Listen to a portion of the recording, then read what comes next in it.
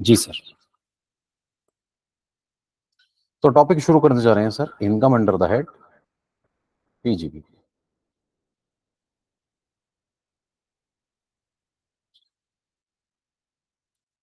Sir, हमने ना capital gain में भी स्टार्टिंग में डिस्कस किया था कि देखिए, हम जब भी किसी इनकम के ऊपर टैक्स लगाने की बात करते हैं ना, तो हमारे पास इनकम 5 कैटेगरीज में डिवाइडेड है।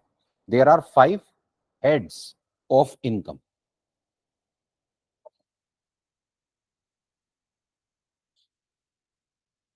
पहला होता है income under the head salary,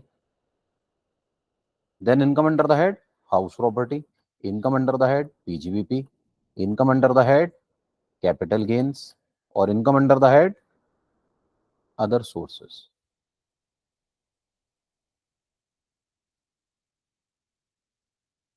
तो there are 5 heads of income. Sir, मैं ये बता रहा था, हम जब भी किसी पर्टिकुलर हेड पे टैक्स लगाने की बात करते हैं ना, तो हमने डिस्कस किया था, हम 3 बातों से शुरुआत करते हैं। 3 बातें सबसे पहले डिस्कस होती हैं। सबसे पहले बेसिस ऑफ चार्ज।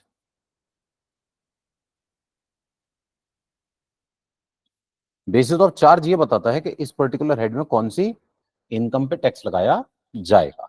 जैसे हम बात कर रहे हैं पीजीबीपी की, तो पीजीबीपी में कौन सी इनकम्स आती हैं? Salary, house property, capital gain, other sources. इनमें कौन सी इनकम्स आती हैं? ये बात हमें इनके basis of charge, salary section 15 में, house property section 22, PGBP section 28, capital gains 45 1, और अदर सोर्सेस 56 1 में बताया गया है। ठीक है सर, सबसे पहले हमें यह देखना होता है कि इस पर्टिकुलर हेड में इनकम कौन सी आती है। फिर हमें देखना होता है हमारा मेथड ऑफ अकाउंटिंग क्या होगा।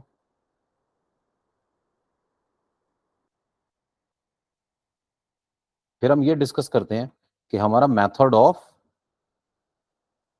कंप्यूटेशन क्या होगा।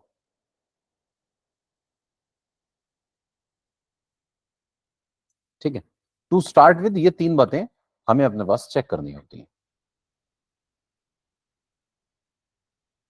और भी बातें होती हैं, एक्सपेंसेस की डिडक्शन होती है, इनकम की कैलकुलेशन होती है, स्पेशल केसेस होते हैं, लेकिन टू स्टार्ट विद 3 बातों से शुरुआत होती है। तो अब आज हम शुरू करने जा रहे हैं पीजीबीपी। तो सबसे पहला सवाल ये आता है कि ये पीजीबीपी में कौन सी इनकम्स को कवर किया जाता है। सर, ये बात हमें हमारा basis of charge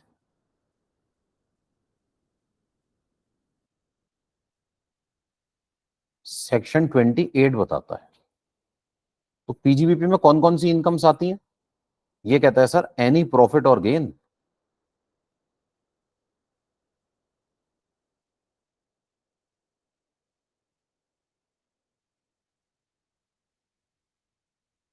sorry income from any business और प्रोफेशन। इनकम फ्रॉम, प्रॉफिट और गेन भी कह सकते थे, एनी बिजनेस और profession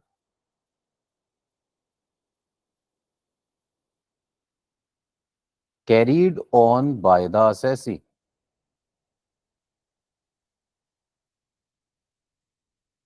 at any time during the previous year. तो अगर आप प्रीवियस ईयर के दौरान कभी भी कोई बिजनेस करते हैं, प्रीवियस ईयर के दौरान आप कभी भी कोई प्रोफेशन करते हैं, उससे होने वाली income is taxable under the head PGBP. ठीक है, जरूरी नहीं है कि आप पूरे साल बिजनेस करें। At any time during the previous year, एक बिजनेस मैंने साल के कुछ पार्ट में किया, इससे जो इनकम होगी taxable under the head PGBP. ठीक है, इसी तरह से वैल्यू ऑफ एनी बेनिफिट और परकोजिट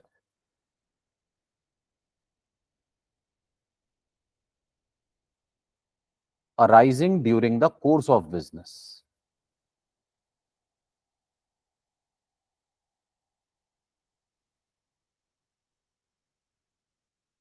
इज टैक्सेबल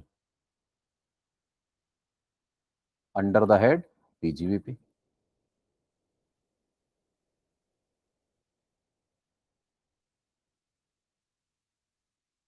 तो अगर आप कोई परकुजिट रिसीव करते हैं, परकुजिट, अगर आप कोई फैसिलिटी, कोई बेनिफिट रिसीव करते हैं during the course of business, business के दौरान, it is also taxable under the head PGBP. क्या मतलब हुआ? एग्जाम्पल के जरिए बात को समझते हैं। सर एक पर्सन थे मिस्टर ए, ये एक बिजनेस कर रहे थे, ठीक है, इनका बिजनेस चल रहा था। अब हुआ क्या, बिजनेस करते करते इनको कोई परकुजिट मिल गया। परकुजिट किसे कहते हैं बताइए?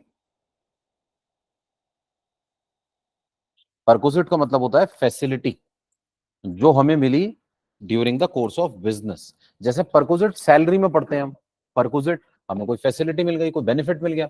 सर ये फैसिलिटी या बेनिफिट बिजनेस के दौरान भी तो मिल सकता है। जैसे एग्जाम्पल के जरिए बात करते हैं, मिस्टर ए बिजनेस कर रहे थे, ये company X Y Z limited का बनाया हुआ प्रोडक्ट सेल करते थे।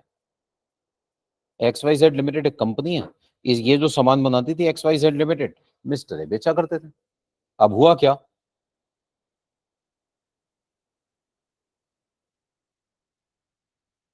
जी, तो भाई हुआ क्या कि ये जो कंपनी थी ना एक्स वाई जेड लिमिटेड, एक दिन इसने मिस्टर ए से कहा कि सर दिवाली आ रही है, आप दिवाली पे हमारा 5 करोड़ का माल बिकवा दो। अगर आपने हमारा 5 करोड़ का माल बिकवा दिया तो हम आपको एक कार गिफ्ट में देंगे 20 लाख रुपए वाली। ठीक है, मिस्टर ए ने बहुत मेहनत की और कंपनी का 5 करोड़ का माल बिकवा दिया। अब कंपनी ने इनको 20 लाख रुपए की कार गिफ्ट में दी। इनकम टैक्स क्या कहता है सर, ये जो बेनिफिट मिल रहा है ना आपको during the course of business, this is your PGBP income.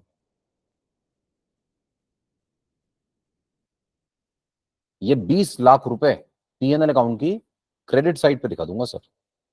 ये पैसे कहां जाएंगे? पीएनएल की क्रेडिट पर आ जाएंगे। तो बेसिकली ये जो अपने पास बिजनेस कर रहे हैं, इस बिजनेस के दौरान इन्हें कोई बेनिफिट मिला।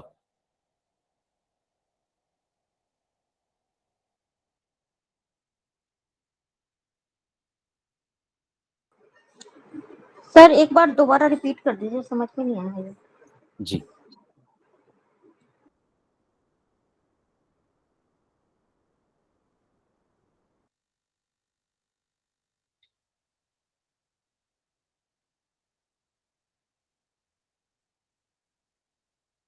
हाँ जी, मैं ये बता रहा था कि एक पर्टिकुलर पर्सन मिस्टर है बिजनेस कर रहे थे, और बिजनेस करते हुए इनके सप्लायर ने, जो इन्हें गुड सप्लाई कर रहा था, उसने कहा कि आप अगर टारगेट अचीव कर लेते हैं, एक पर्टिकुलर टारगेट दे दिया 5 CR का, 5 करोड़ के गुड्स बिकवा दो। अगर आपने ऐसा करा तो आपको एक कार गिफ्ट में देंगे 20 लाख रुपए वाली। सर 20 लाख वाली कार फ्री में मिली, बताइए फायदे की बात है नुकसान की? फायदे की, और बस कसम खा लीजिए हर फायदे पे टैक्स। इस 20 लाख रुपए के ऊपर पीजीबीपी में टैक्स लगाया जाएगा। ये जो इन्हें कार गिफ्ट में मिली है, ये इनके लिए टैक्सेबल होगी कौन से हेड में? पीजीबीपी में। ये इनकी पीजीबीपी की इनकम मानी जाएगी। ठीक है सर इसके लिए टैक्स कौन पे करेगा, जो कंपनी है वो मैडम, पे करेगी या जिसको सप्लायर? मिलेगा वो पे करेगा, जिसकी इनकम होगी वो पे करेगा ना। टैक्स कोई और क्यों पे करेगा? मिस्टर ए को मिली, मिस्टर ए की इनकम है। जिसको गिफ्ट मिलता है ना, रिसीवर ऑफ द गिफ्ट, उसकी इनकम होती है। तो क्योंकि इसकी इनकम है तो टैक्स भी ये पे करेगा। ए विल पे टैक्स। इसकी इनकम में जोड़ दूंगा, इनकम में जोड़ दूंगा का मतलब अंडरस्टूड है, जिसकी इनकम में जोड़ा है वही टैक्स पे करेगा।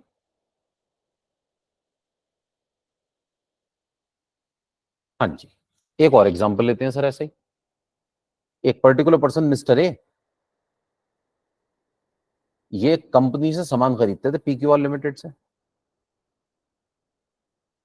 कंपनी ने इनसे कहा 1000 यूनिट खरीद लो, अगर खरीद ली तो कंपनी ने कहा खरीदोगे 1000, देंगे 1100। मतलब 100 यूनिट्स कैसे मिलेंगी? फ्री मिल जाएंगी। सर मैं एक्सेस 100 यूनिट्स का क्या करूंगा बताइए? बेच दूंगा। मतलब बेसिकली पता है, मैं जब अपना पीएनएल अकाउंट बनाऊंगा, ट्रेडिंग एंड पीएनएल अकाउंट, तो डेबिट साइड पर मेरे पास परचेज कितने की आएगी? 1000 यूनिट्स की।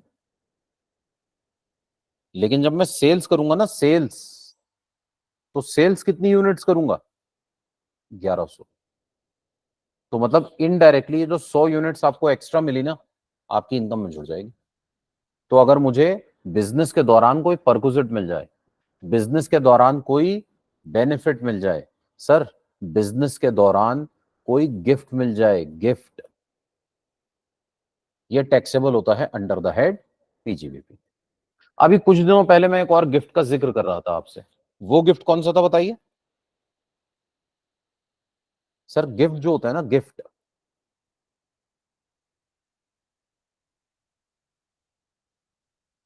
इनकम टैक्स में गिफ्ट के ऊपर 3 अलग अलग हेड्स में टैक्स लगता है। 3 डिफरेंट हेड्स में गिफ्ट की टैक्सेबिलिटी हो सकती है। पहला होता है income under the head salary. Gift salary में टैक्सेबल हो सकता है अगर अगर गिफ्ट मिलता है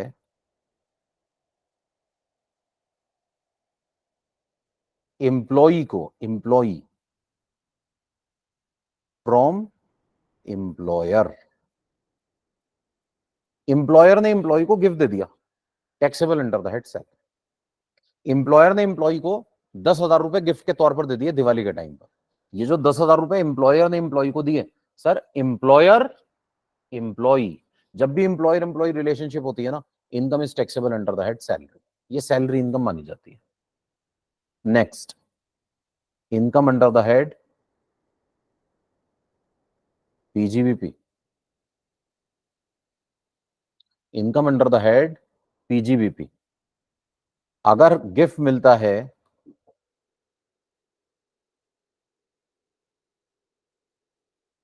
किसी असेसी को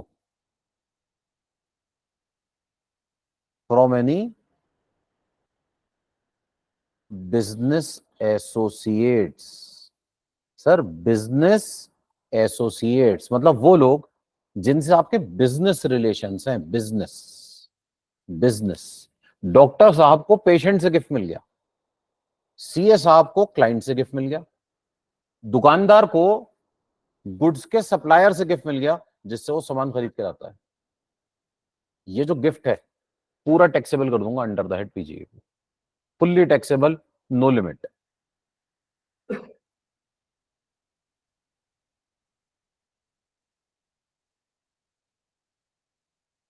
नो एग्जम्पशन।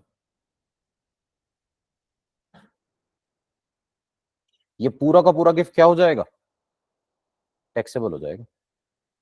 ठीक है, ये पूरा का पूरा गिफ्ट क्या हो जाएगा? टैक्सेबल हो जाएगा।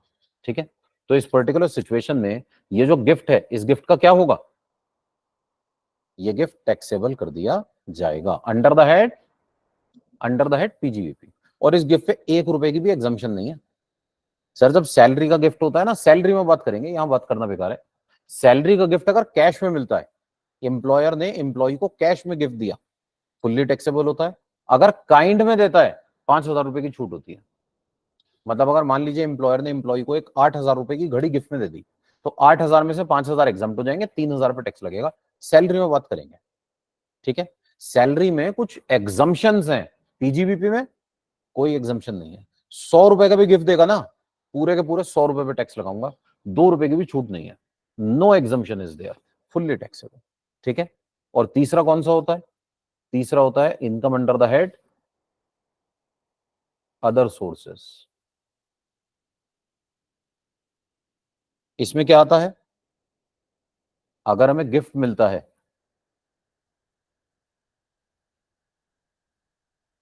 अगर हमें गिफ्ट मिलता है किसी रिलेटिव से, नेबर से, किसी फ्रेंड से, एटसेट्रा।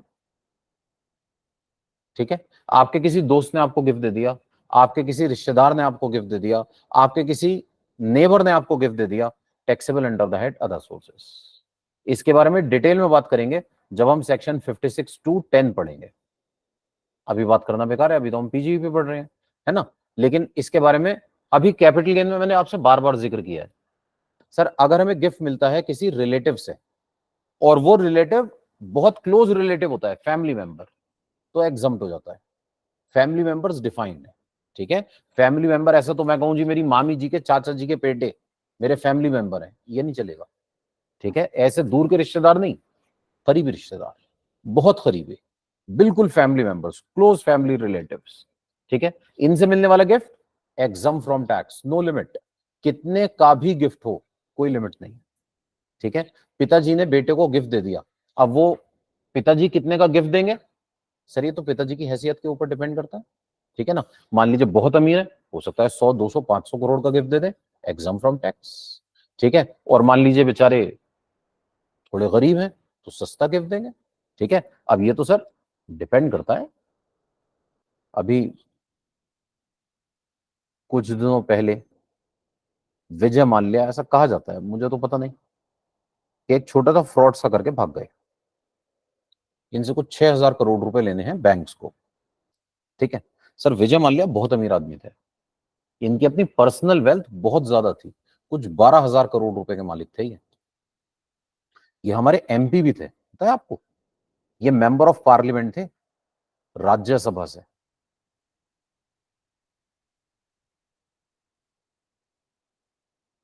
हाँ सर, ऐसे सवाल मत पूछिए सर, लोकप्रिय पार्टी से थे। हाँ जी सर, ऐसा कहा जाता है। मैं एक बार हिंदुस्तान टाइम्स के बिजनेस पेज में इनका कुछ आर्टिकल आया था, मैं पढ़ रहा था, तो ये बता रहे थे कि जब विजय माल्या लोकसभा जाते थे ना अटेंड करने के लिए, तो इनकी बॉडी पे जो ज्वेलरी होती थी, ये जो घड़ी पहने होते थे, जो ब्रेसलेट पहने होते थे, जो चेन इनके गले में होती थी, इनकी अंगूठियां, इन सब की वैल्यू इंडिया की ज्यादातर पॉलिटिकल पार्टीज के एनुअल बजट से ज्यादा होती थी। अमीर आदमी थे, बहुत अमीर आदमी थे। इनके बेटे हैं सिद्धार्थ माल्या, अभी शादी हुई है उनकी भी कुछ दिन पहले। सिद्धार्थ माल्या की 18वीं सालगिरह की खुशी में इन्होंने किंगफिशर एयरलाइंस खरीद के गिफ्ट में दे दी थी उनको। सर प्लेन नहीं, ठीक है, जैसे जनरली क्या होता है प्लेन खरीद के दे दिया, प्लेन नहीं, इन्होंने पूरी एयरलाइंस खरीदी और बेटे को गिफ्ट में दे दी। वो डूब गई वो बात अलग है, ठीक है। लेकिन मुद्दा यह है कि अमीर आदमी है, पैसा ही पैसा, सर नो टैक्स। वैसे एक बात मैं बता दूं, प्लेन अगर सिंगल प्लेन भी दे रहे हैं ना 500 करोड़ वाला, उस पर भी टैक्स नहीं लगता। सर अदर सोर्सेज में गिफ्ट पे टैक्स लगाने के लिए ना, हर गिफ्ट पे टैक्स नहीं लगता, यहां गिफ्ट की कैटेगरीज है। हम अदर सोर्सेज में बात करेंगे। इतनी बात सिर्फ इसलिए कर रहा हूं क्योंकि कैपिटल गेन में हमने जिक्र किया था, अदर सोर्सेज के गिफ्ट पे टैक्स तभी लगता है जब या तो ये पैसों की फॉर्म में हो, या फिर इमूवेबल प्रॉपर्टी हो, या फिर मूवेबल प्रॉपर्टी हो। लेकिन मूवेबल प्रॉपर्टी में कुछ भी नहीं, मूवेबल प्रॉपर्टी में क्या, सर शेयर्स एंड सिक्योरिटीज। आप शेयर गिफ्ट में दीजिए टैक्स लगेगा, आपको अगर कहीं से शेयर गिफ्ट में मिल जाए 5 लाख वाले, टैक्स देना पड़ेगा, ठीक है। इसी तरह से ज्वेलरी एंड बुलियंस, कहीं से ज्वेलरी गिफ्ट में मिल जाए टैक्स देना पड़ेगा। Sir paintings and drawings, paintings gift में मिल जाए, सर पेंटिंग्स भी तो बड़ी महंगी महंगी होती हैं। एम एफ हुसैन की बनाई हुई पेंटिंग मान लीजिए आपको कहीं से गिफ्ट में मिल जाए, सर 2-5 करोड़ रुपए से कम की नहीं होगी, टैक्स देना पड़ेगा।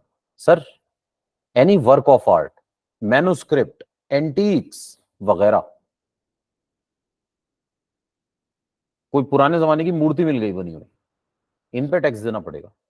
और सर अगर कार गिफ्ट में मिल जाए तो नो टैक्स। कोई आपको बाइक, मोबाइल, लैपटॉप गिफ्ट में दे दे, नो टैक्स। सर ये भी तो महंगी चीजें हो सकती हैं, ठीक है भाई, आजकल तो बड़े महंगे महंगे फोन आते हैं।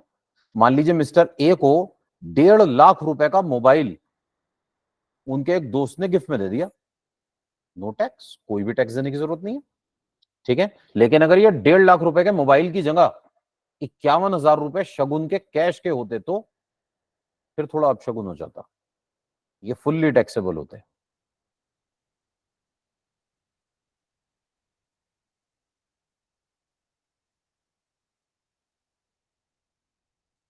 Mobile is not taxable, cash is fully taxable, jewellery fully taxable, ठीक है, बुलियंस फुल्ली टैक्सेबल, ठीक है।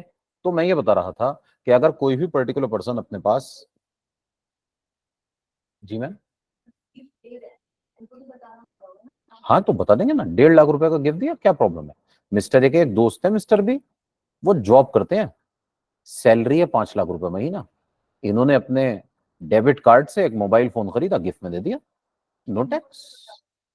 नहीं मैम, वैसे बताने की जरूरत नहीं होती, बस अकाउंट से जब पैसे जाएंगे ऑटोमेटिकली पता चल गया गवर्नमेंट को। अब रिटर्न में कोई इस तरह का कॉलम थोड़ी होता है कि मुझे कहीं से मोबाइल गिफ्ट में मिला या मैंने किसी को मोबाइल गिफ्ट में दिया, इसकी कोई रिपोर्टिंग नहीं होती।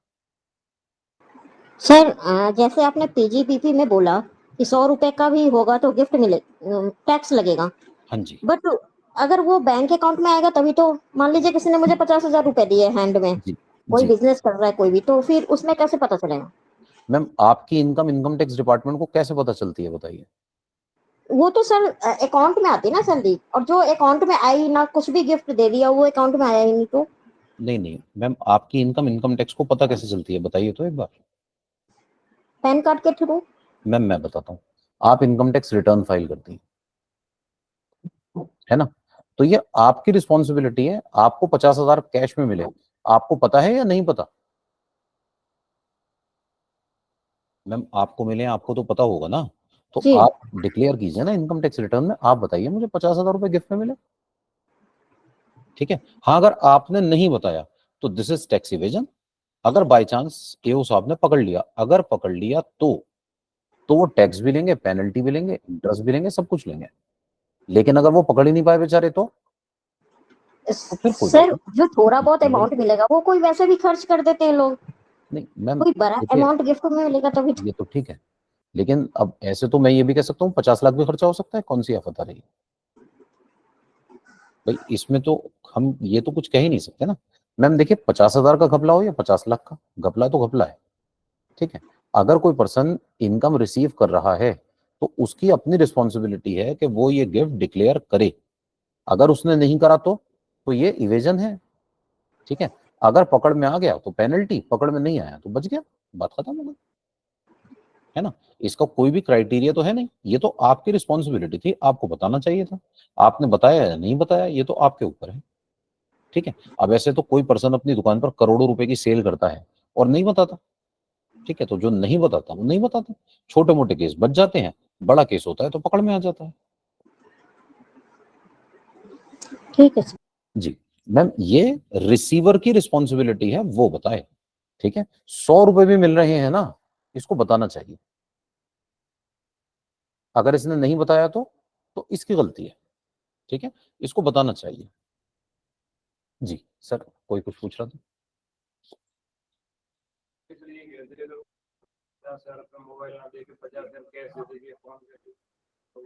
तो वो टैक्सेबल है सर। अगर 50,000 कैश दिया कि लो भाई फोन खरीद लेना, 50 नहीं 1.5 लाख का फोन था ना, 1.5 लाख ले लेता हूँ, तो फिर इसके ऊपर टैक्स देना पड़ेगा, अदरवाइज नहीं देना पड़ेगा। 50,000 मैंने क्यों नहीं लिया, एक छोटी सी बात थी बस सर, यहाँ 56(2)(10) में एक लिमिट होती है, अप टू 50,000 नो टैक्स,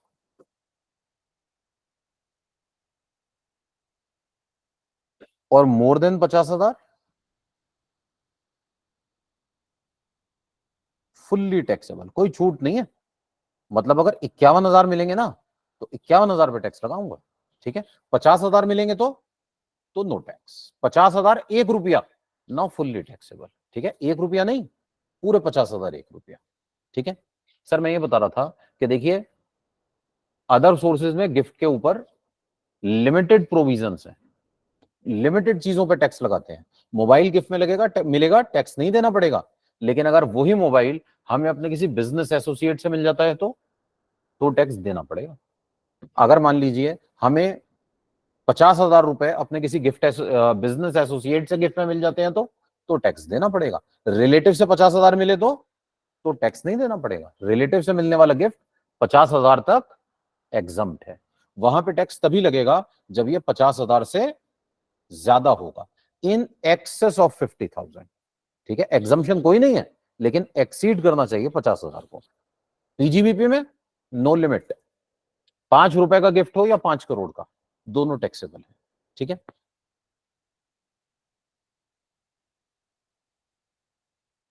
हाँ जी। तो हम थे बेसिस ऑफ चार्ज पे। बेसिस ऑफ चार्ज में हमने क्या कहा था? हमने कहा था अगर हमें पैसे मिल रहे हैं, अगर हमें इनकम हो रही है बिजनेस और प्रोफेशन से, taxable under the head PGBP. अगर हमें अपने पास कोई बेनिफिट मिल रहा है, परकोसिट मिल रहा है during the course of business, taxable under the head PGBP. इसी तरह से हमारे पास नेक्स्ट,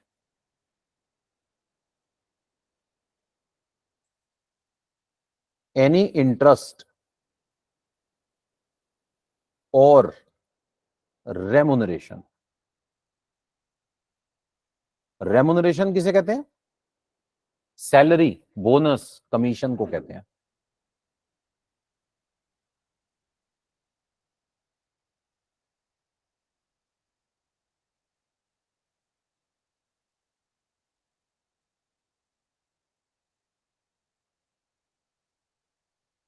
एनी इंटरेस्ट और remuneration received by a partner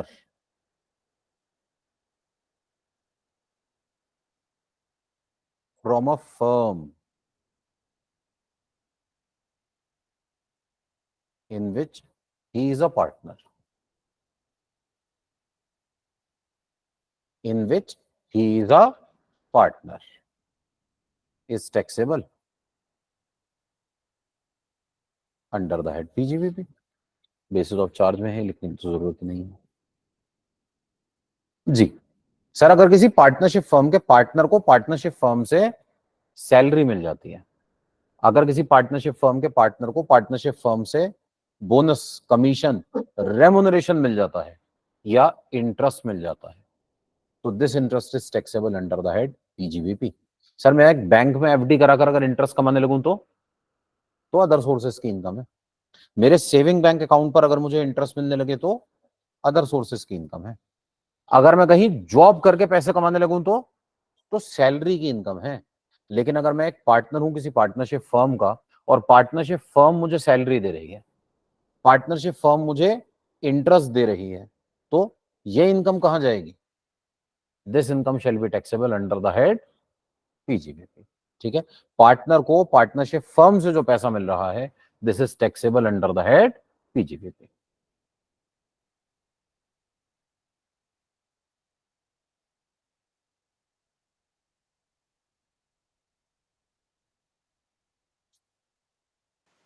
sir जी सर। सर अगर मैं पीजीबीबी के अंदर हमको 4 लाख का गिफ्ट मिला है जी और 1.5 लाख सर 1.5 लाख सैलरी है सर, तो ये तो जी एग्जाम्प्ट हो जाएगी ना फिर? सर, अगर आपकी इनकम बिलो टैक्सेबल है तो फिर तो आपको टैक्स जी देने की जरूरत ही नहीं है, टैक्स नहीं बनेगा ना, एग्जम्प्ट नहीं होगी। एग्जम्प्ट का मतलब तो ये है कि इसे इनकम ना माना जाए। इनकम तो है ना आपकी, टैक्स नहीं बन रहा, जी, वो बात अलग है। यानी नॉर्मल नॉर्मल रेट से टैक्स लगेंगे सर गिफ्ट पे? जी सर, जी सर, जी सर, आपकी इनकम में जुड़ जाएगा। इनकम में जोड़ के इनकम के हिसाब से टैक्स लगा दिया जाएगा। Okay sir. जी सर, देखिए इनकम का एग्जम्प्ट होना अलग बात है सर, और इनकम पे टैक्स ना बनना अलग बात है। भाई मेरी इनकम कम होती है इसलिए मेरे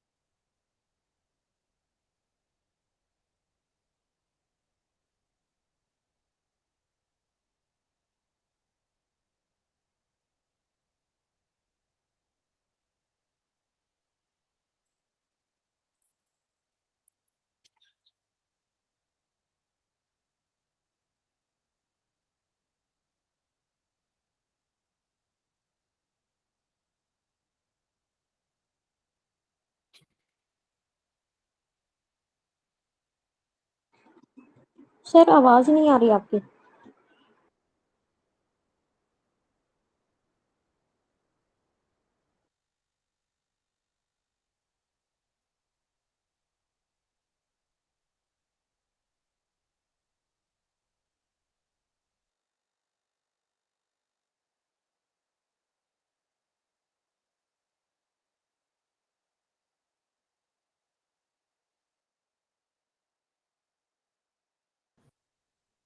जी सर, सॉरी नेट डिस्कनेक्ट हो गया था।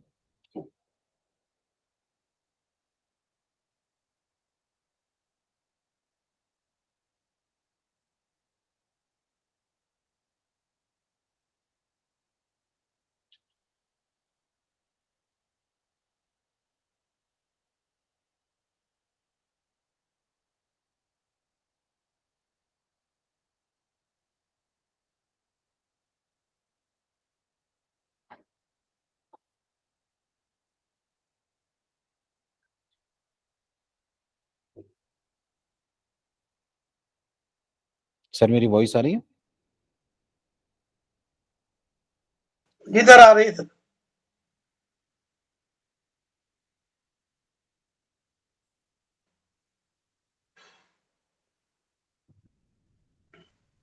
जी सर आइए।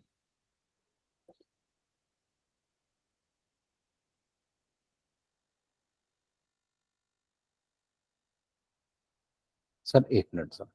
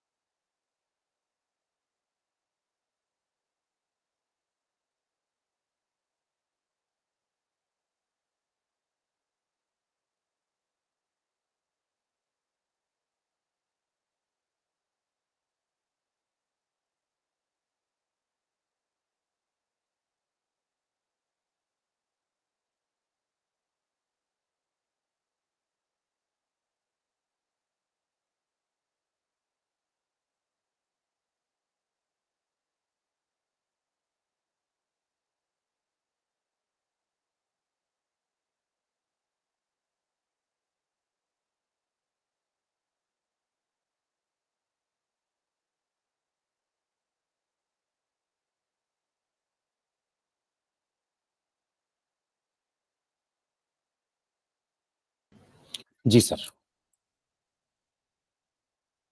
आइए, तो मैं ये बता रहा था कि हमारे पास एनी इंटरेस्ट सैलरी बोनस, एक बार सर नोट्स में से देख लेते हैं जरा जल्दी से। The profit and gains of any business or profession which was carried on by the assessee at any time during the previous year। अगर हम अपने पास कोई भी बिजनेस कर रहे हैं और उससे हमारे पास हमें कोई इनकम होती है, या हमें कोई परकोजिट मिल जाता है, बेनिफिट मिल जाता है during the course of business, या कोई interest, salary, bonus, commission, remuneration receive by a partner of a firm in which he is a partner. Sir आगे देखते हैं प्लीज। जी, मैं कह रहा था अगर हमें कोई कंपनसेशन मिलता है या कोई और पेमेंट मिलता है due to or receive by termination or modification of a contract relating to agency.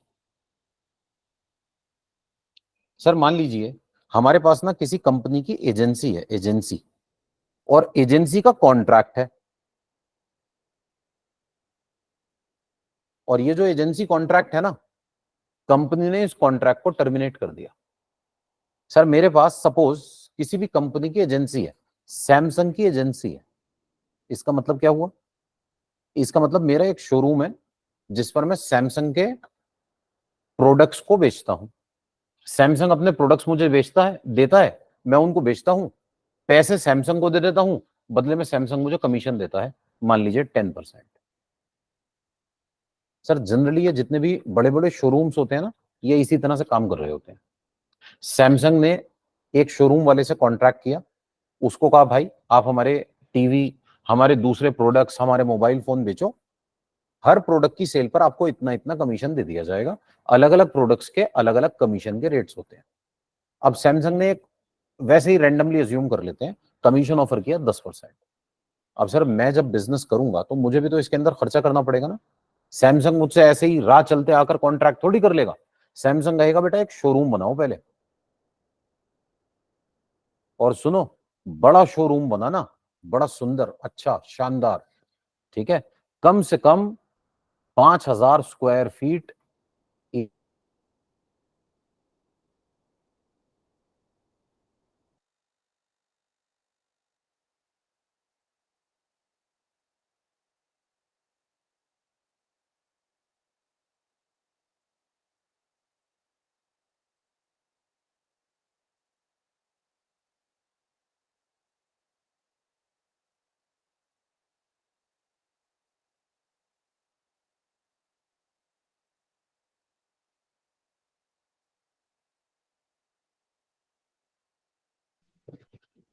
Voice नहीं आ रही है सर।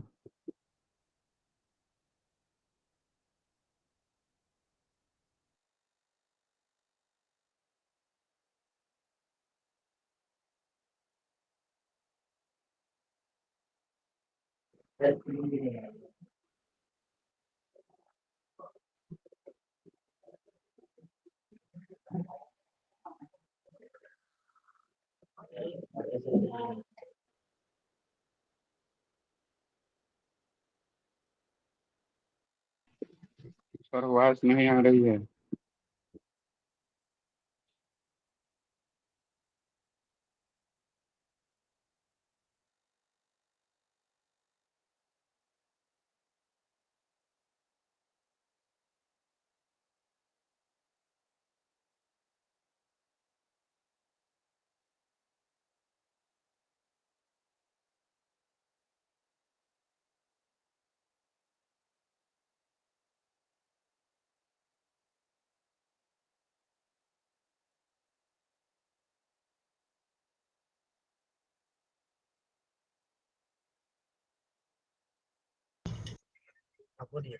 सर आवाज नहीं आ रही है। सर थोड़ा ना पावर इशू हो रहा है, 3-4 बार पावर फ्लक्चुएशन हो गया तो मॉडेम बंद हो जाता है बार बार, फिर वो रिस्टार्ट होने में जरा टाइम लगता है।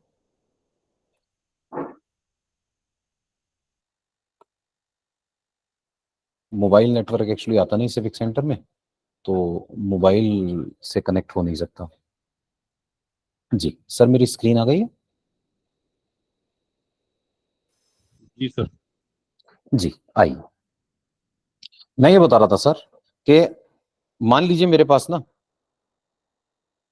सैमसंग का शोरूम है। अब सैमसंग के शोरूम में मैं अपने पास 5,000 स्क्वायर फीट का कारपेट एरिया वाला एक शोरूम बनाता हूँ। सर शोरूम के अंदर 100 लोगों को जॉब पर रखता हूँ, और 20 तरह का खर्चे करने पड़ते हैं, वो सारे के सारे खर्चे करता हूँ। सब कुछ करने के बाद जब बिल्कुल रेडी हो गया ना, तो सैमसंग वाले आए और आकर कहने लगे सर हमने आपके साथ कॉन्ट्रैक्ट किया था कि हम अपने पास आपको गुड्स देंगे सेल करने के लिए। हमने कहा, उन्होंने कहा सर ये कॉन्ट्रैक्ट कैंसिल। अब मेरा तो इन्वेस्टमेंट हो गया सर, कंपनी ने कॉन्ट्रैक्ट कैंसिल कर दिया, ऐसे कैंसिल हो सकता है क्या? मैंने कहा सर ऐसे कैसे कैंसिल, आपने यू आर कॉन्ट्रैक्ट बाउंड, आपने साइन किया है कॉन्ट्रैक्ट, आपको ये फैसिलिटी मुझे देनी पड़ेगी, आपको गुड्स मुझे देने पड़ेंगे। उन्होंने कहा सर हमारी ना पॉलिसी चेंज हो गई है, इंटरनेशनली पॉलिसी चेंज हो गई है, अब हम थर्ड पार्टीज के साथ कॉन्ट्रैक्ट नहीं करेंगे, ऐसा हमारे हेड ऑफिस से हमें ऑर्डर आया है। मैंने कहा जी मुझे नहीं पता, मेरे तो 20 करोड़ रुपए लगे हैं, अब या तो सामान दो नहीं तो कोर्ट चलो। उन्होंने कहा सर एक काम करो, सुनो 25 करोड़ रुपए ले लो और भूल जाओ सारी बातें। मैंने कहा सर कौन सी बातें सर, भूल गया। ठीक है सर, पैसे मिल रहे हैं, क्या प्रॉब्लम है? ठीक है, जो पैसे लगा है वो भी, और एक्सेस कंपनसेशन भी मिल गया। इनकम टैक्स क्या कहता है सर, ये जो 25 करोड़ रुपए आपको मिले हैं ना, this is taxable under the head PGBP. Sir देखिए, once the contract is entered, अब वो ऐसे कैंसिल नहीं हो सकता। अब सामने वाली कंपनी अगर उसे कैंसिल करना चाहती है तो या तो मैं कुछ गलत करूं कि भाई मैंने उनकी कंडीशंस को फुलफिल नहीं किया, अगर मैं कुछ गलत नहीं कर रहा तो अब अगर कंपनी कॉन्ट्रैक्ट कैंसिल करती है तो उसे कंपनसेशन देना पड़ेगा। बस खास बात क्या है, खास बात यह है इस कंपनसेशन पर कौन से हेड में टैक्स लगाएंगे। This compensation is taxable under the head PGBP. Sir इसी तरह से मान लीजिए हमें अपने पास कोई मॉडिफिकेशन करना पड़ जाए कॉन्ट्रैक्ट में। मॉडिफिकेशन, सर मॉडिफिकेशन क्या? मॉडिफिकेशन मतलब सैमसंग ने हमसे कहा था कि हमें 10% कमीशन देंगे, इन्होंने कहा सर कॉन्ट्रैक्ट तो रहेगा लेकिन अब हमारी पॉलिसी चेंज हो गई, अब हम यूनिफॉर्म कमीशन देंगे ऑल ओवर द इंडिया 6% का। मैंने कहा सर हमारी तो 10% की बात हुई थी, अब 6 कैसे कर सकते हैं? उन्होंने कहा प्लीज कर दो, अगेन कुछ कंपनसेशन ऑफर कर दिया सपोज। तो इनकम टैक्स क्या कहता है सर? एजेंसी कॉन्ट्रैक्ट टर्मिनेट हो जाए या मॉडिफाई हो जाए, दोनों ही केसेस में ये जो कंपनसेशन है it is taxable under the head PGBP. ये आपकी पीजीबीपी की इनकम मानी जाएगी। नेक्स्ट, अगर आपको कंपनसेशन मिलता है किस चीज का? Sir vesting the management of any property with government और corporation owned by government under any law. Sir मान लीजिए एक पर्सन थे mister Ramesh, and Ramesh is doing a business.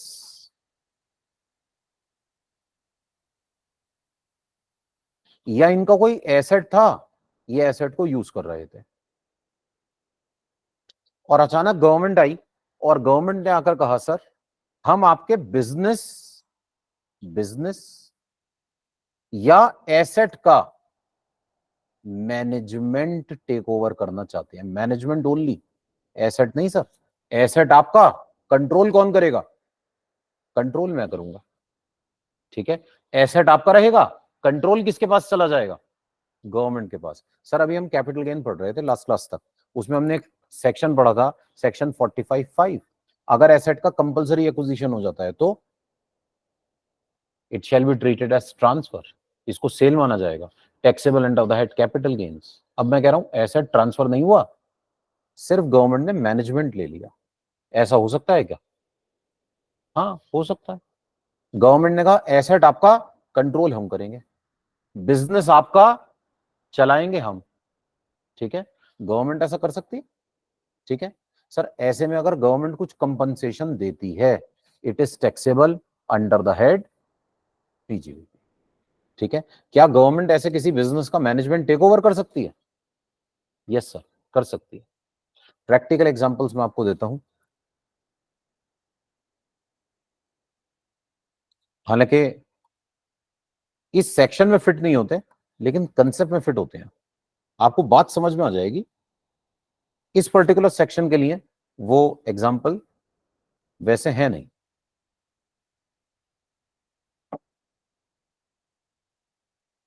Sir Delhi के जितने भी स्कूल्स हैं ना, वो सारे के सारे स्कूल्स एक पर्टिकुलर लॉ से गवर्न होते हैं, उसका नाम है दिल्ली एजुकेशन एक्ट।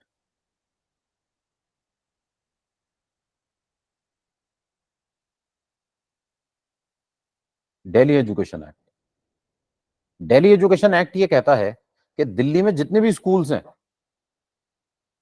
सर मैं प्राइवेट स्कूल्स की बात कर रहा हूं, सरकारी की नहीं, ये प्रॉफिट नहीं कमा सकते, they can not earn profits, ठीक है। प्राइवेट स्कूल्स ये प्रॉफिट नहीं कमा सकते, ठीक है। सर दिल्ली के जो प्राइवेट स्कूल्स है ना, बड़ी हाई फीस चार्ज करते हैं, एक एक महीने के 10-10 हजार रुपए लेते हैं एक एक बच्चे से, और हजारों बच्चे होते हैं, ठीक है, हजारों बच्चे होते हैं स्कूल में। तो बताइए प्रॉफिट कमाते हैं या नहीं कमाते? तो दिल्ली एजुकेशन एक्ट कहता है प्रॉफिट नहीं कमा सकते, ठीक है। तो फिर ये इतनी फीस क्यों ले रहे हैं? सर इनके खर्चे भी तो बहुत ज्यादा हैं भाई, ये फीस बहुत ज्यादा लेते हैं तो खर्चे भी तो बहुत ज्यादा करते हैं। मेरी डॉटर सर यहाँ सीपी में एक स्कूल है उसमें जाती है, कुछ 2000 बच्चे होंगे स्कूल में, शायद 10,000 रुपए के आसपास की फीस है, तो that will be around 2 crore रुपए पर मंथ। जो एनुअल चार्जेस और वो सब हैं वो सब अलग, 2 करोड़ रुपए की फीस आ रही है पर मंथ। सर स्कूल के अंदर पता नहीं 150-200 टीचर्स हैं और दूसरा स्टाफ भी होगा।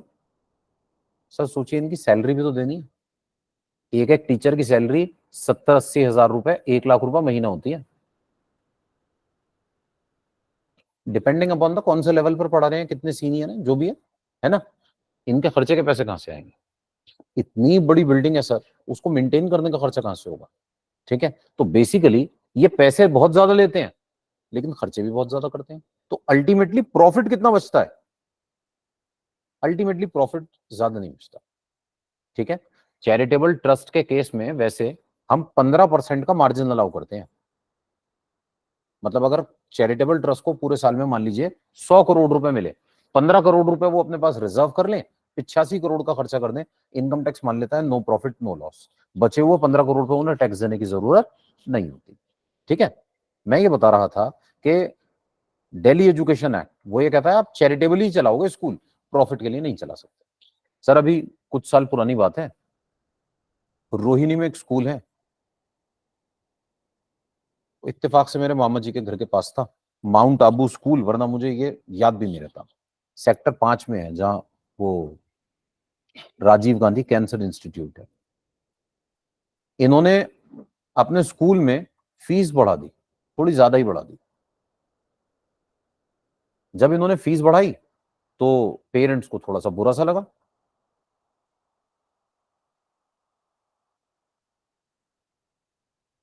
जब पेरेंट्स को बुरा लगा तो वो स्कूल के गेट के बाहर धरने में बैठ गए। अब वैसे तो बात निकल जाती है, ऐसे ही कुछ भी नहीं होता।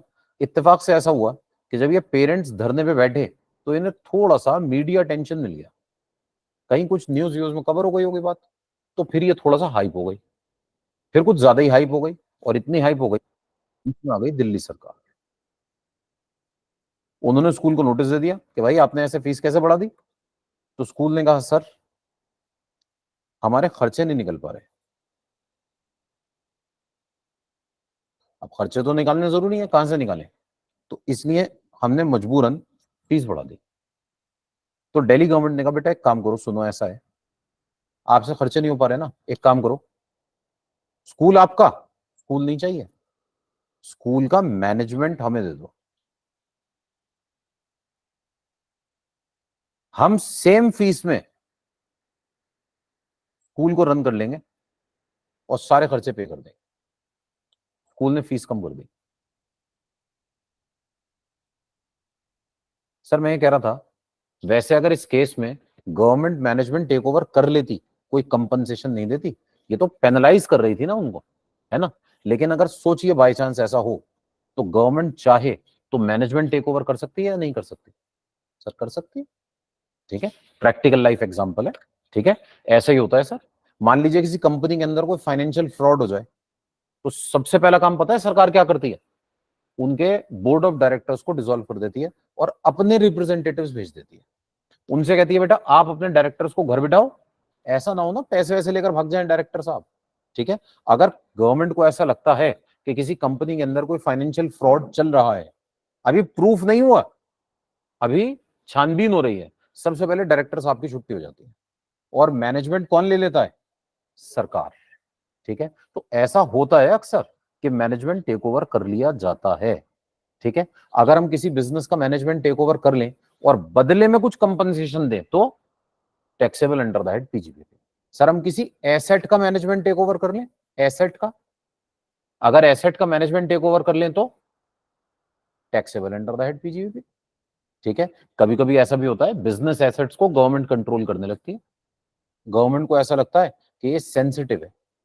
ठीक है सर, मेरे पास ना 2 मोबाइल फोन्स हैं, मतलब 2 सिम कार्ड्स हैं, एक पोस्टपेड कनेक्शन है, एक प्रीपेड है। आप अगर कभी वैष्णो देवी की यात्रा पे जाएं, सर वहां प्रीपेड कनेक्शंस नहीं चलते। क्यों नहीं चलते बताइए? वो थोड़ा सेंसिटिव एरिया है, जम्मू एंड कश्मीर का जो रीजन है वो थोड़ा सा सेंसिटिव है। तो गवर्नमेंट ने वहां पर मोबाइल टेलीफोन कंपनी से कहा हुआ है आप प्रीपेड सिम नहीं चलाएंगे। सर प्रीपेड सिम लेना बड़ा आसान होता है, पुराने जमाने में तो ऐसे मिल जाते थे बिना डॉक्यूमेंट्स के। और पोस्टपेड कनेक्शन सर ये छानबीन होके मिलते हैं। आप पोस्टपेड कनेक्शन के लिए अप्लाई कीजिए, कंपनी का रिप्रेजेंटेटिव घर पे आके चेक करेगा आपने एड्रेस सही दिया है या गलत दिया है। और प्रीपेड में कोई भी चेक नहीं करता, आप कंपनी के शोरूम में जस्ट वॉक इन कीजिए। अच्छा, अब तो आधार कार्ड का कम से कम एक थंब की स्कैनिंग तो होने लगी है, पहले तो वो भी नहीं होती थी। आप डॉक्यूमेंट दीजिए, सर कौन देख रहा है किसका डॉक्यूमेंट, किसका फोटो, किसका आधार कार्ड, ठीक है। अब तो ठीक है, अब बायोमेट्रिक्स से चेक हो जाता है, पहले थोड़ी होता था। तो पोस्टपेड कनेक्शंस जो होते हैं वो वेरीफाइड होते हैं, प्रीपेड तो वेरीफाइड नहीं होते। तो गवर्नमेंट ने कंपनी को कहा कि आप प्रीपेड कनेक्शन नहीं चलाओगे। सर ऐसा भी तो हो सकता है कि कंपनी, जितनी भी कंपनीज हैं, एयरटेल, जियो, वी, गवर्नमेंट इन सबसे कहे कि भाई हमारे कुछ ऐसे सेंसिटिव एरियाज हैं, लाइक जैसे मैं एग्जांपल ले रहा हूं जम्मू एंड कश्मीर, यहां का पूरा जो आपका बिजनेस है ये रहेगा ही गवर्नमेंट के हाथ में। आप पूरे इंडिया में बिजनेस करो, करना यहां भी पड़ेगा, लेकिन चलाएगा कौन? सरकार। सेंसिटिव है क्योंकि, तो ऐसा हो सकता है। अगर ऐसा हो जाए तो बदले में कंपनसेशन मिलेगा, and this compensation shell be taxable under the head PGBP. Sir हमारे पास 5 हेड्स हैं। इन 5 हेड्स में जो सबसे comprehensively basis of charge defined है ना, पीजीबीपी का है। पीजीबीपी में सिर्फ 2 बातें पढ़नी है, एक कौन कौन सी इनकम्स पे टैक्स लगेगा, एक कौन कौन से खर्चों की छूट मिलेगी। आज की हमारी जो क्लास है वो है सेक्शन 28, ये पूरी पूरी इनकम्स की बात करती है। और उसके बाद अगली 4-5 क्लासेस सर वो सारी की सारी सिर्फ और सिर्फ एक्सपेंसेस की बात करेंगे, ठीक है। तो मैं ये बता रहा था कि अगर हम मैनेजमेंट दे देते हैं गवर्नमेंट को किसी एसेट का, किसी बिजनेस का, compensation is taxable under the head PGBP. Sir next,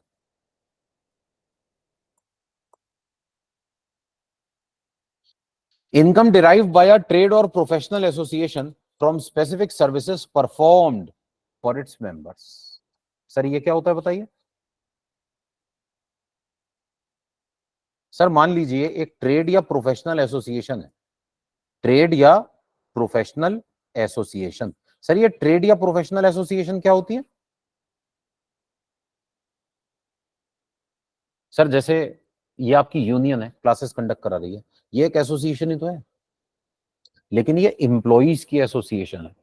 sir ऐसी यूनियन ट्रेडर्स की भी तो हो सकती है, होती है। आप देखिए किसी भी मार्केट में आप जाइए, वहां मार्केट के अंदर ना आपको बोर्ड लगे हुए मिलेंगे उनकी एसोसिएशंस के, that is a traders association, ठीक है। गांधीनगर कपड़ा मार्केट ट्रेडर्स एसोसिएशन, ठीक है, वो एसोसिएशन है किसकी? सर ट्रेडर्स की, ट्रेडर्स। अगर कोई ट्रेडर्स एसोसिएशन है या कोई प्रोफेशनल एसोसिएशन, सीए इंस्टीट्यूट, ये चार्टर्ड अकाउंटेंट्स की एसोसिएशन है, ठीक है। तो अगर कोई प्रोफेशनल एसोसिएशन, बार एसोसिएशन, वकीलों की एसोसिएशन होती हैं, हर कोर्ट में होती है ना। तो ट्रेडर्स एसोसिएशन या professional association, IMA Indian medical association doctors की एसोसिएशन, ठीक है। Professionals, chartered accountants, doctors, lawyers. Sir ये एसोसिएशंस क्यों बनाई जाती हैं? सर कॉमन इश्यूज को रेस करने के लिए। भाई आपकी आईटीएफ क्यों बनाई गई? सर अगर किसी इंप्लॉय को कोई प्रॉब्लम हो और वो अपनी प्रॉब्लम लेकर डिपार्टमेंट के पास जाए, कोई भी नहीं सुनेगा। और यूनियन लेकर जाए तो यूनियन की बात थोड़ी स्ट्रांग तो है ना, क्योंकि उन्हें पता है यूनियन में एक पर्सन अकेला नहीं है, यूनियन में ढेर सारे लोग हैं। सपोज जैसे मान लेते हैं 5,000 लोगों की यूनियन है सपोज, तो 5,000 लोगों का जो राइट है उसको रिप्रेजेंट कर रहे हैं, ठीक है। अब प्रॉब्लम भले ही एक आदमी की हो, अगर यूनियन ने कोई बात रखी और डिपार्टमेंट ने एकदम से आउटराइटली रिजेक्ट कर दी कि नहीं नहीं हम नहीं सुन रहे तुम्हारी बात, तो उन्हें पता है ये धरने में बैठ जाएंगे, ठीक है। अगर मान लीजिए मैं एक ट्रेडर्स एसोसिएशन बनाता हूं और मैं उस ट्रेडर्स एसोसिएशन का रिप्रेजेंटेटिव बन के गवर्नमेंट के पास कोई डिमांड लेकर जाऊं, गवर्नमेंट मेरी बात जरूर मानेगी, माने या ना माने, सुनेगी जरूर। सर अगर मैं एज एन इंडिविजुअल किसी अथॉरिटी के पास जाऊं ना, वो मुझसे मिलेंगे भी नहीं, लेकिन अगर मैं किसी एसोसिएशन के हेड के तौर पर जाऊं तो कम से कम बात तो सुनेंगे। मानना ना मानना अलग बात है, कम से कम सुनेंगे तो। सर ये जो एसोसिएशंस होती है ना, ये अपने मेंबर्स से कुछ पैसे चार्ज करती हैं एज मेंबरशिप फीस, है ना। आपकी यूनियन भी आपसे कुछ पैसे लेती है, कितने पैसे लेती है बताइए? 300 रुपए। सर कितने मेंबर्स होंगे आईटीएफ के?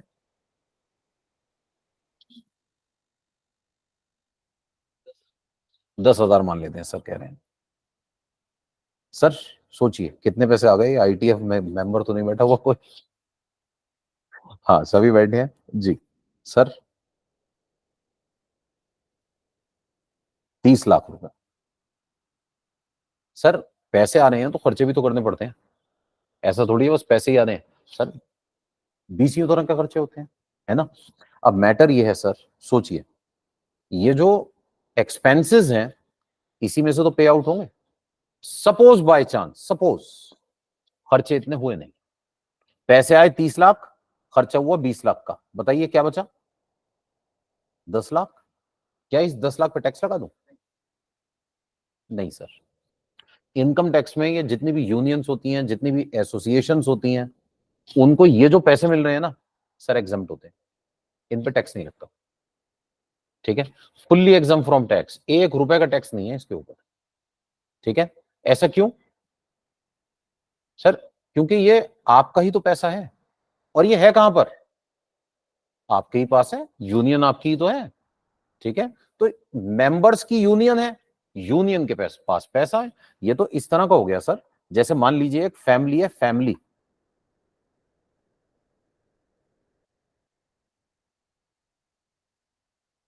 जनरली ऐसा ही होता है सर इंडियन फैमिलीज में।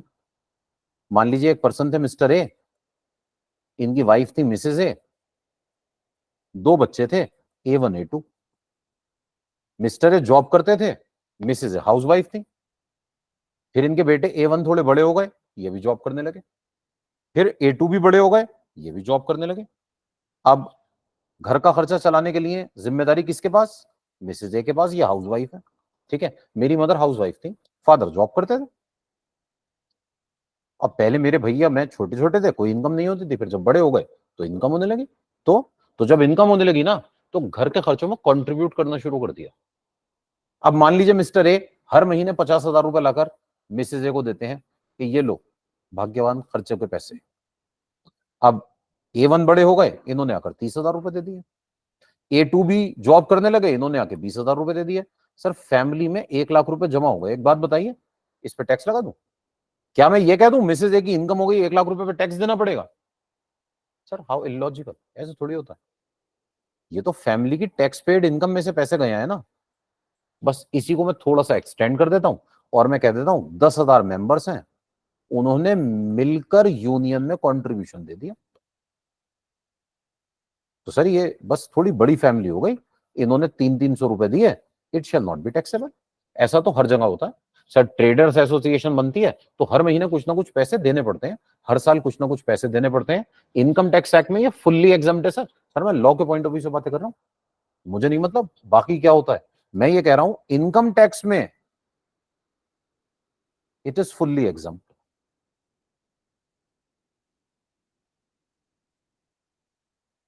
ठीक है सर, ये जो एसोसिएशंस होती है ना, एसोसिएशंस ये बहुत ढेर सारी हो सकती हैं। जैसे मैं आपको एक और एसोसिएशन का एग्जांपल दूं सर, आरडब्ल्यूए क्या होती है? ये रेसिडेंट्स की एसोसिएशन होती है सर, रेसिडेंट वेलफेयर एसोसिएशन, मोहल्ला सुधार समिति। ठीक है, ये क्या करते हैं? ये कॉमन इश्यूज को रिजॉल्व करते हैं और बदले में अपने मेंबर्स से पैसे भी तो लेते हैं।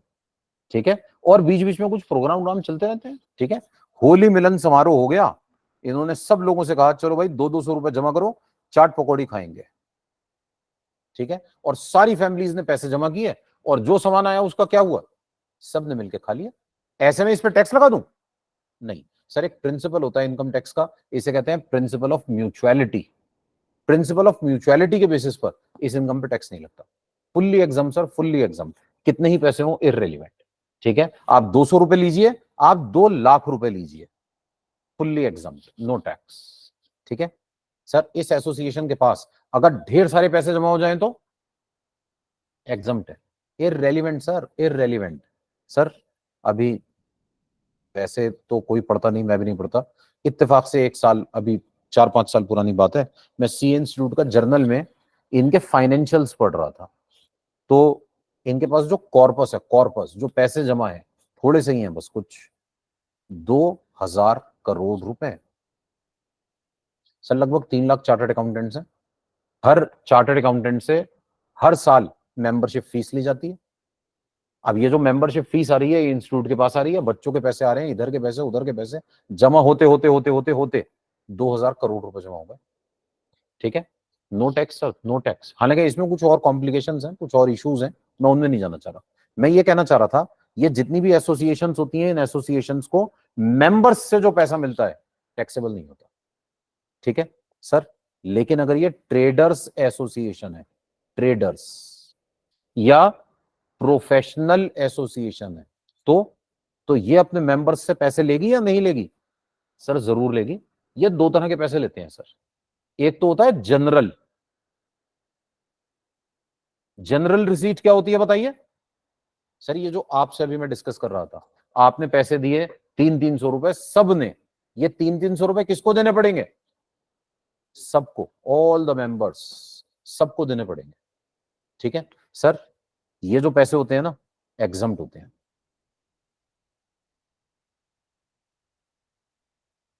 ये पैसे एग्जम्प्ट होते हैं।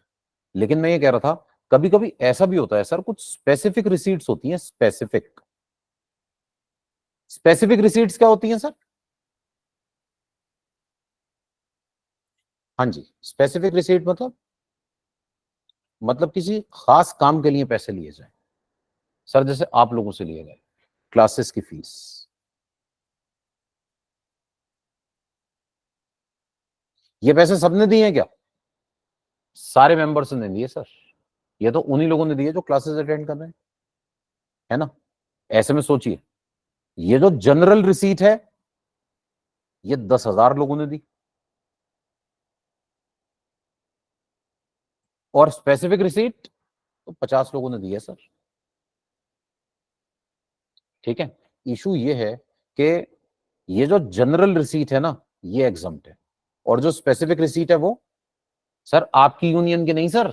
आपकी यूनियन ट्रेडर्स की यूनियन है ही नहीं, ये तो एम्प्लॉइज यूनियन है। मैं तो ट्रेडर्स यूनियन की बात कर रहा हूं। अगर ट्रेडर्स यूनियन कोई स्पेसिफिक अमाउंट चार्ज कर ले तो वो टैक्सेबल हो जाता है सर, वो टैक्सेबल हो जाता है। ठीक है, बात समझ में आ रही है सर? सीए इंस्टीट्यूट ने कहा, सपोज ऐसे ही रैंडमली कह रहा हूं, हर चार्टर्ड अकाउंटेंट को फीस देनी है 2000 रुपए। ठीक है, ये किसको देने हैं? सबको। 3 लाख चार्टर्ड अकाउंटेंट्स 2-2 हजार रुपए देंगे, सबको देने पड़ेंगे। ठीक है, ये पैसे सबको देने हैं। ठीक है, इसके बदले क्या होगा? सीए इंस्टीट्यूट हमारे प्रोफेशन को डेवलप करने के ऊपर काम करेगा। ठीक है, प्रोफेशनल डेवलपमेंट के ऊपर काम किया जाएगा।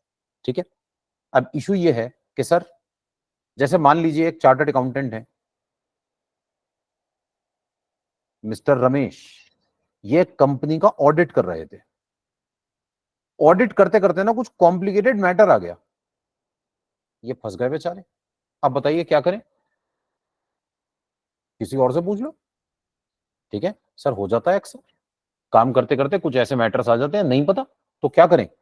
अपने दोस्तों से तो पूछ लेते हैं सर कि भाई इस मैटर में क्या होना चाहिए।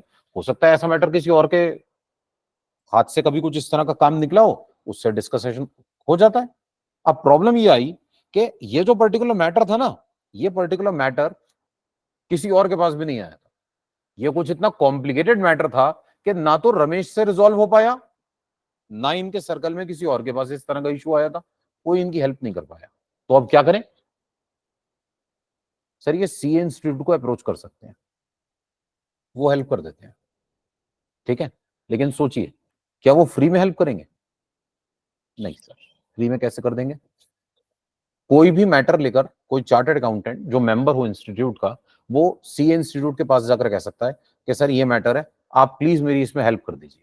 सीए इंस्टीट्यूट फौरन हेल्प करता है, बस पैसे लेता है थोड़े से, स्टार्टिंग फ्रॉम सम 5 लाख रुपए। ठीक है सर, कोई छोटा मोटा मैटर में तो जाएगा नहीं, जाहिर है बहुत ही बड़ा मैटर इनके पास लेकर जाएगा। और ये ऐसे नहीं बताते कि फौरन बता दिया, ये पूरा पैनल फॉर्म करते हैं उसके ऊपर। पता चला 10 सीनियर चार्टर्ड अकाउंटेंट्स बैठेंगे, मीटिंग होगी, फिर उसमें डिस्कशन होगा, फिर रेजोल्यूशन निकाल कर देंगे। अब सर इतने सीनियर बंदे बैठेंगे तो जाहिर है पैसे भी ज्यादा ही लगेंगे। 5 लाख रुपए से स्टार्ट होता है सर, डिपेंडिंग अपॉन कि जिस कंपनी का मैटर आप लेकर गए हैं उसका रजिस्टर्ड कैपिटल कितना है। ठीक है, इशू ये है कि सर ये जो फीस है ये कैसी है? स्पेसिफिक है sir, specific. Specific. Point clear हो रहा है सर?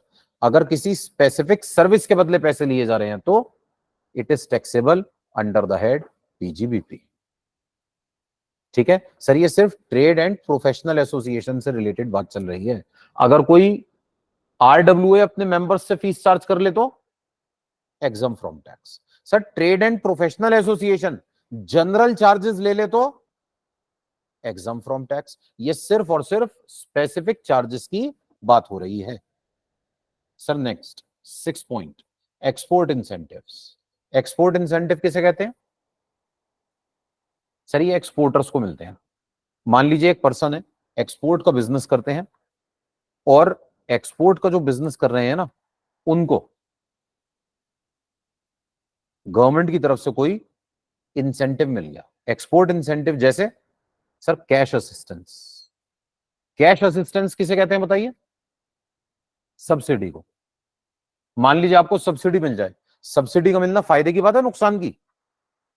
सर फायदे की बात है, और बस हर फायदे पे टैक्स। ठीक है, हर फायदे पे टैक्स। सर मान लीजिए मिस्टर ए ने एक पर्टिकुलर प्रोडक्ट बनाया,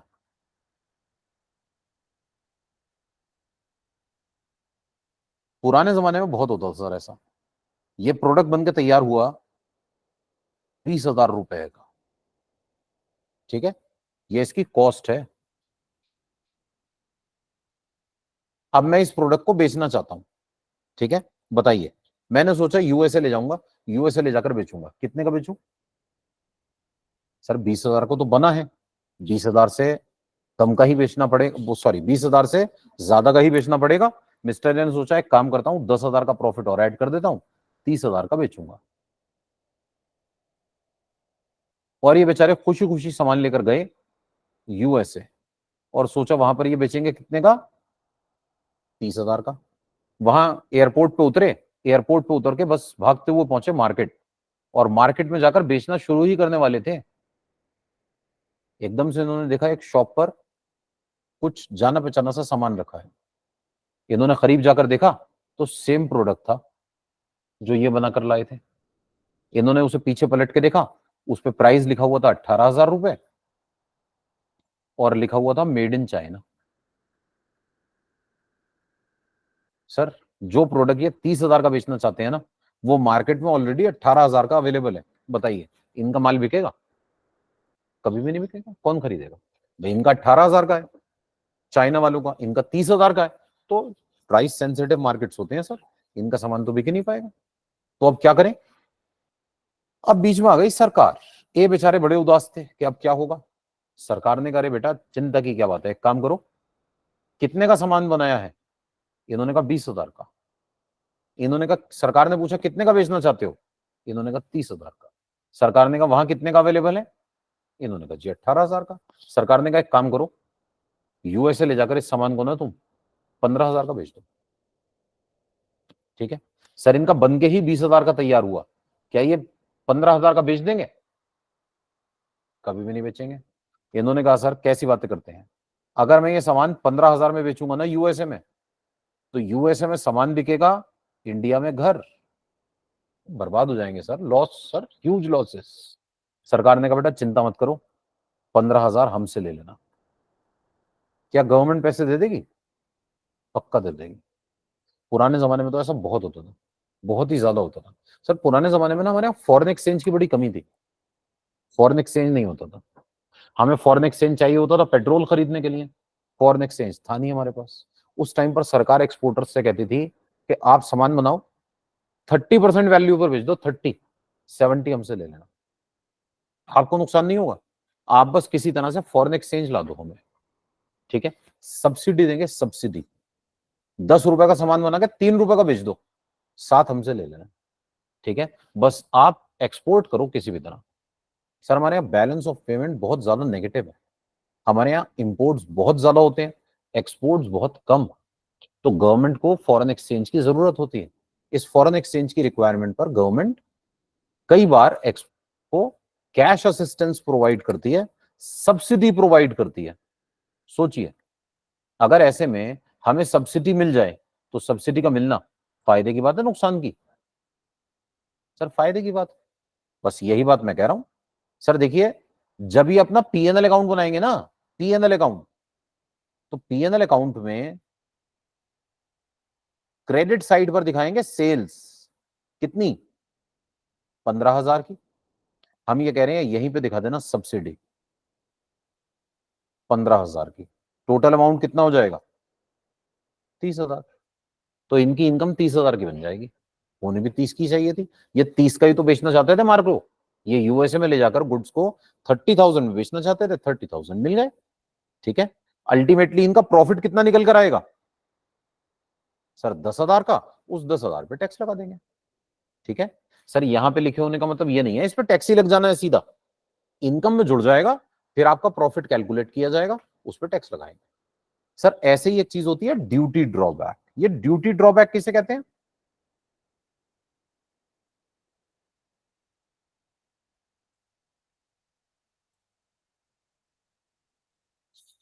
हाँ जी, ड्यूटी ड्रॉबैक।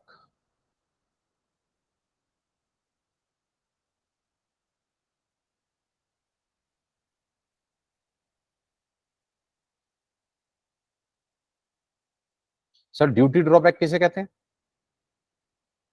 एक पर्टिकुलर पर्सन थे मिस्टर ए, ये एक्सपोर्टर थे, एक्सपोर्टर। अब सामान जो ये बनाकर एक्सपोर्ट करते थे ना, इसके लिए ना रॉ मटेरियल चाहिए होता था। ये गुड्स बनाकर एक्सपोर्ट करते थे यूएसए को, रॉ मटेरियल चाहिए होता था। ये रॉ मटेरियल कहां से आएगा, ये रॉ मटेरियल ये इंपोर्ट करके लाते थे चाइना से। तो चाइना से सामान खरीदा, इंडिया में प्रोसेस किया और यूएसए ले जाकर बेच दिया। सर अब एक बड़ी प्रॉब्लम होती है, जब हम अपने पास कोई भी सामान इंडिया में इंपोर्ट करते हैं ना, उस पर हमें देनी होती है कस्टम ड्यूटी। कस्टम ड्यूटी क्या होती है बताइए,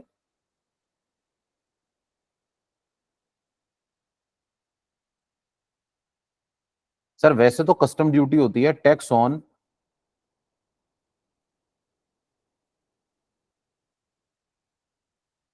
इंपोर्ट्स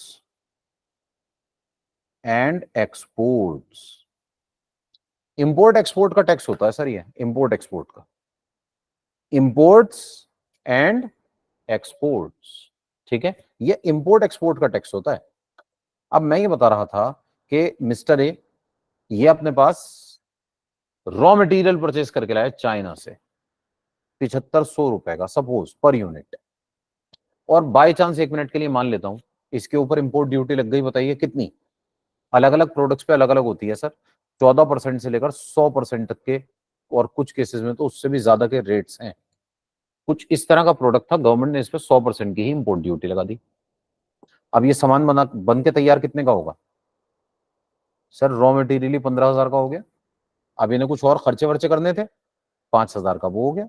सामान बन के तैयार हुआ कितने का, 20,000 का। 10,000 का इन्होंने प्रॉफिट जोड़ा, सोचा माल बेचूंगा 30,000 का, मार्केट में कंपटीशन हाई है, बिक नहीं पा रहा। ठीक है, इनका सामान महंगा बन के तैयार हुआ, बताइए गलती किसकी।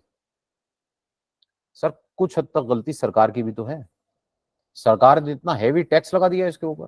तो सर अगर कोई पर्सन अपने पास पहले गुड्स को इंपोर्ट करके लाए और फिर इसी सामान को एक्सपोर्ट कर दे,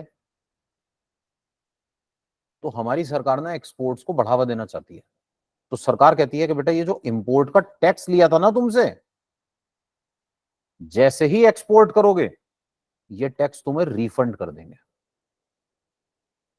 सरकार ने इनको ये 7500 रुपए लौटा दिए।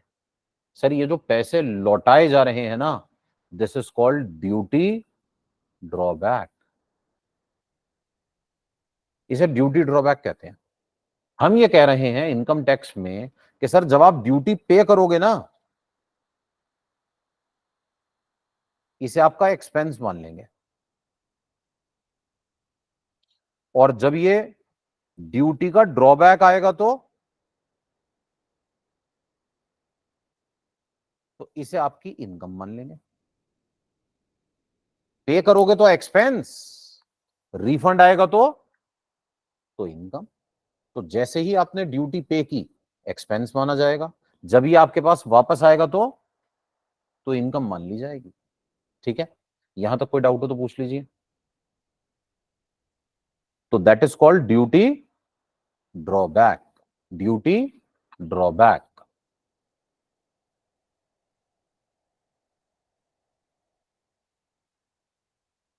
हाँ जी सर, मैं ये कह रहा था कि सोचिए, एक पर्सन थे मिस्टर रोहन, ये पूरे साल में 10 करोड़ का माल इंपोर्ट करके लाए।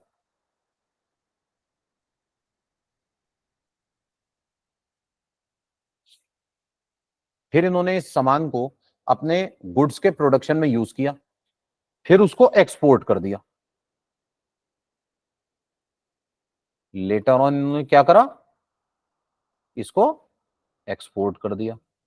सर सोचिए, अगर ये अपने पास इस सामान को एक्सपोर्ट कर देते हैं तो ये जो इन्होंने एक्सपोर्ट किया है, एक्सपोर्ट करने की वजह से इनके ऊपर जो टैक्स लगा था, कस्टम ड्यूटी लगी थी, सरकार उस कस्टम ड्यूटी का क्या करेगी, पैसे रिफंड कर दिए जाएंगे। कस्टम ड्यूटी का क्या करेंगे सर, रिफंड कर देंगे। लेकिन मुझे देने तो पड़ेंगे ना पहले। मान लीजिए 50% का टैक्स मान लेता हूं, तो मुझे पहले 5 करोड़ रुपए देने तो पड़ेंगे। पहले मैं 5 करोड़ दूंगा, फिर आप रिफंड करेंगे। सर लाऊंगा कहां से, मेरा तो कैपिटल ब्लॉक हो जाएगा। हो सकता है मेरे पास पैसे ना हो, उधार मांग के लाना पड़ेगा, उधार पर इंटरेस्ट देना पड़ेगा, सरकार इंटरेस्ट भी लौटा देगी। सर टैक्स लौटा रही है बहुत बड़ी बात है, इंटरेस्ट कहां से लौटा देगी, मेरा तो लेकिन खर्चा हो रहा है ना। सरकार को ना ये प्रॉब्लम समझ में आई, उन्होंने कहा यार एक काम करते हैं। अब एक पर्सन थे मिस्टर सोहन, ये बहुत बड़े एक्सपोर्टर थे, एक्सपोर्ट करते थे, एक्सपोर्ट। हमने कहा भाई हमें पता है ये एक्सपोर्ट तो कर ही देता है, तो हमने इसको ना पहले से ही जाकर कह दिया कि सर अगर आप कुछ इंपोर्ट करते हैं, एक सर्टेन अमाउंट की लिमिट बता दी, इतने तक का इंपोर्ट कर सकते हैं, टैक्स नहीं लगाएंगे। मान लीजिए 100 करोड़ का एक्सपोर्ट करते हैं साल का, हमने इनसे कहा सर आप 40 करोड़ का इंपोर्ट कर लीजिए, आपके ऊपर कस्टम ड्यूटी लगेगी ही नहीं। ठीक है भाई, आप पहले इंपोर्ट पे कस्टम ड्यूटी पे करोगे, फिर हम क्या करेंगे, एक्सपोर्ट के बाद रिफंड करेंगे। पहले पैसे लें बाद में पैसे दें, हमने कहा छोड़ो, लेने ही नहीं। हमने कहा आप 40 करोड़ की इंपोर्ट करो, टैक्स ही नहीं लेंगे। ठीक है सर, पॉइंट क्लियर है। इसे कहते हैं सर इंपोर्ट लाइसेंस। इनको हमने इंपोर्ट का लाइसेंस दे दिया 40 करोड़ रुपए का। ठीक है, इंपोर्ट लाइसेंस से मतलब क्या है, इंपोर्ट लाइसेंस से मतलब यह है इनके ऊपर कस्टम ड्यूटी चार्ज नहीं की जाएगी up to the import of 40 crore. Sir point clear हो रहा है सर। अब जरा बात को ध्यान से समझिए, हुआ क्या, हमने इनसे कहा आप इंपोर्ट कर लो, कितने का, 40 करोड़ का। सर ये इंपोर्ट करते ही नहीं, he is simply an exporter, ये सिर्फ एक्सपोर्ट करते हैं, कोई सामान इंपोर्ट नहीं करते। ये जो रॉ मटेरियल यूज करते हैं ना, वो रॉ मटेरियल कहां का होता है, ये रॉ मटेरियल इंडिया का यूज करते हैं।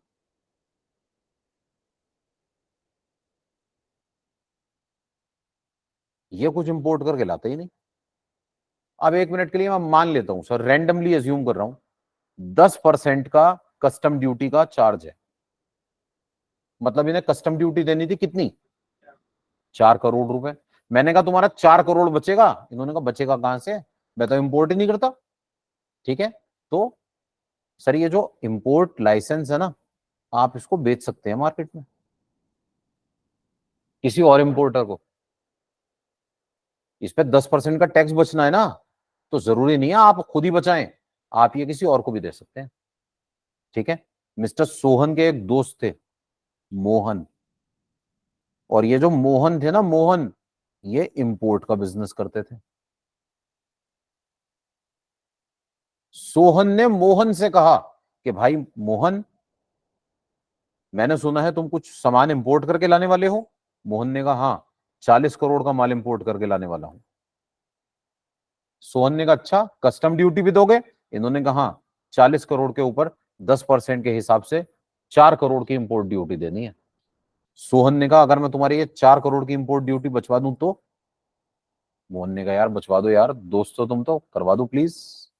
सोहन ने कहा पक्का करवा दूंगा, लाओ 3 करोड़ रुपए निकालो। ठीक है, इन्होंने 3 करोड़ रुपए लिए और ये लाइसेंस चुपचाप मोहन को दे दिया और कहा लो कस्टम्स पे दिखा देना, वो तुमसे टैक्स नहीं मांगेंगे। ठीक है, क्या ऐसा हो सकता है? यस। और सर मैंने अमाउंट बहुत कम माना है, ये लाइसेंस बहुत आराम से 90 to 95% वैल्यू पे सेल आउट हो जाता है। मतलब ये लाइसेंस देके ना 3 करोड़ नहीं मिलेंगे, 3 करोड़ 60 लाख मिलेंगे या 3 करोड़ 80 लाख मिलेंगे। 90 to 95%। सर मेरे 20 लाख भी बच रहे हैं तो बच ही रहे हैं ना, फ्री में बच रहे हैं, क्या प्रॉब्लम है? मोहन को तो बैठे बैठाए गेन हो रहा है। ऐसे में सर इन्होंने इसको 3 करोड़ का बेच दिया, बताइए मिला कितने में था? फ्री में। सर मैंने कुछ खर्चा थोड़ी किया था, सरकार आई और आकर कहने लगी लो बेटा इंपोर्ट लाइसेंस, 4 करोड़ का टैक्स माफ। ठीक है, मैंने तो कोई भी खर्चा नहीं किया और इस लाइसेंस को बेच दिया कितने का? 3 करोड़ का। इनकम टैक्स क्या कहता है तुम्हारी पीजीबीपी की में इनकम हो गई। ये जो अमाउंट है इसे इसे तुम्हारी पीजीबीपी की इनकम मान लिया जाएगा। तो अगर आपको कोई भी प्रॉफिट होता है on sale of import licence, it shall be taxable under the head PGBP. Sir जैसे इंपोर्ट ड्यूटी होती है ना, पुराने जमाने में एक ड्यूटी होती थी एक्साइज ड्यूटी। इंपोर्ट ड्यूटी होती है tax on imports, custom duty. Excise duty होती थी, अब उसकी जगह जीएसटी आ गया है, वो होती थी टैक्स ऑन मैन्युफैक्चरिंग। आप अपनी फैक्ट्री के अंदर कोई गुड्स मैन्युफैक्चर करेंगे, कस्टम ड्यूटी देनी पड़ेगी। सर ये जो कस्टम ड्यूटी है ना, उसके लिए भी ऐसा एक लाइसेंस मिलता था, उसे कहते थे डीईपीबी। डीईपीबी, ड्यूटी एंटाइटलमेंट पासबुक। अब ये कंसेप्ट खत्म हो गया है, लेकिन इनकम टैक्स में आज भी प्रोविजन लिखा हुआ है, और वो ये कि अगर आप डीईपीबी बेच देते हैं तो इंपोर्ट लाइसेंस बेचें या डीईपीबी, इसकी सेल पर आपको जो भी प्रॉफिट होगा taxable under the head PGBP, taxable under the head PGBP. ठीक है,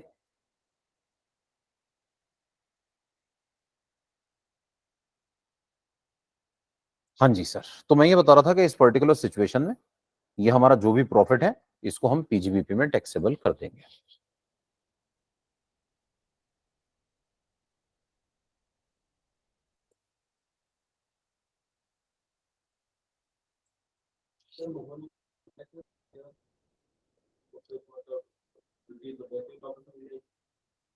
सर वो तो तब मिलेगी ना अगर आप एक्सपोर्ट करेंगे। इंपोर्ट का सामान इंडिया में भी तो बिकता है, मैं इंपोर्टर हूं, इंपोर्ट करके लाता हूं, इंडिया में सामान बेचता हूं, अब मुझे तो वापस नहीं मिलेगी, है ना? सर ये सामान आपको, ये टैक्स आपको तभी तो वापस मिलेगा जब आप एक्सपोर्ट करें। अगर आप इसको लोकल कंजम्पशन के लिए खरीद रहे हैं तो फिर आपको इस इंपोर्ट लाइसेंस से बड़ा फायदा मिलेगा, आपका टैक्स बच जाएगा सर, है ना? हाँ जी सर।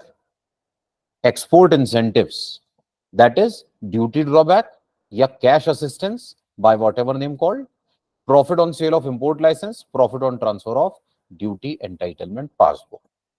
ठीक है सर, नेक्स्ट देखिएगा प्लीज।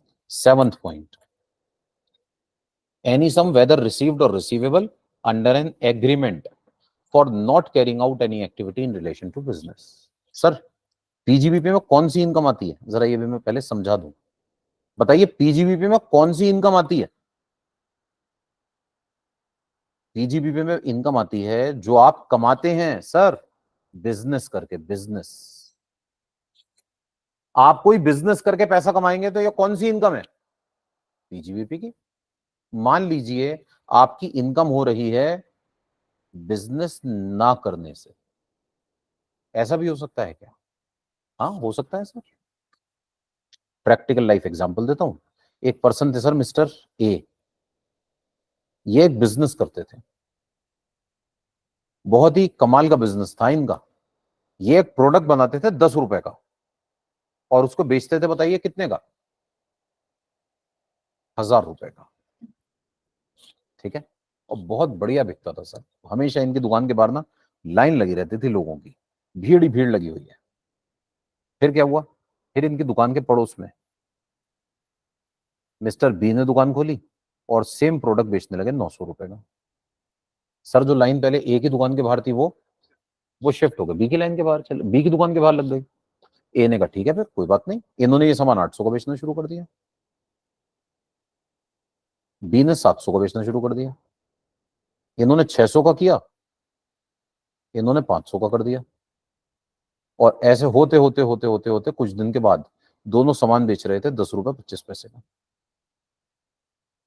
सर ऐसा ही होता है कंपटीशन में, ठीक है, एंड प्रैक्टिकली ऐसा होता था, ठीक है। सर कल की बात है, शायद कल बात कर रहे थे हम, सर पुराने जमाने में जो मोबाइल डेटा था, सर ऐसा ही तो होता था।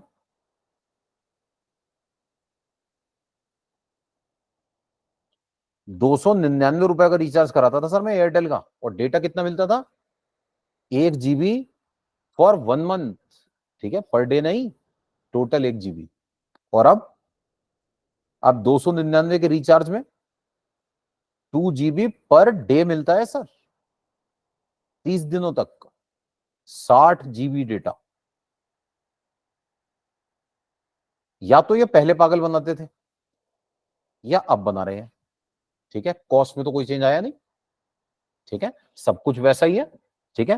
पहले 1 GB देते थे 300 रुपए का, अब 60 GB देते हैं सर 300 रुपए का, ठीक है। आज की डेट में हमारे यहाँ जो डेटा की कॉस्ट है सर बहुत ही कम है सर, बहुत ही कम, ठीक है। इतना सस्ता data all over the world कहीं नहीं मिलता, ठीक है। हमारे यहाँ तो भर भर के डेटा मिलता है। मैं कह रहा था कि अब सोचिए ये इतना सस्ता हुआ किस वजह से, कंपटीशन की वजह से, है ना सर। जब बिजनेस में कंपटीशन होता है ना, प्राइसेस कम हो जाते हैं, ठीक है। अब इशू ये है कि जब मिस्टर ए और मिस्टर बी का आपस में कंपटीशन होना शुरू हुआ तो इनके प्रॉफिट खत्म होने लगे, ठीक है। आखिर एक दिन मिस्टर ए मिस्टर बी के पास पहुंचे, कहने लगे भाई बी, जब से तुम आए हो ना यार बिजनेस बर्बाद हो गया। बी ने कहा हाँ सर मैं भी सोच के आया था बड़ा प्रॉफिट होगा, ये तो बिल्कुल बर्बाद ही हो गया मामला, क्या करें। ए ने बी से कहा एक मैं बताता हूँ, फिर से वैसे ही प्रॉफिट होने लगे जैसे होते थे। बी ने कहा बताओ ना सर। ए ने कहा एक काम करो, दुकान बंद कर दो, मैं अकेला बिजनेस करूंगा, खूब पैसे कमाऊंगा। बी ने कहा यार ये क्या बात हुई, मैं क्यों बंद कर दूं, तुम कर दो। ए ने कहा कर दो, 50 करोड़ रुपए दूंगा।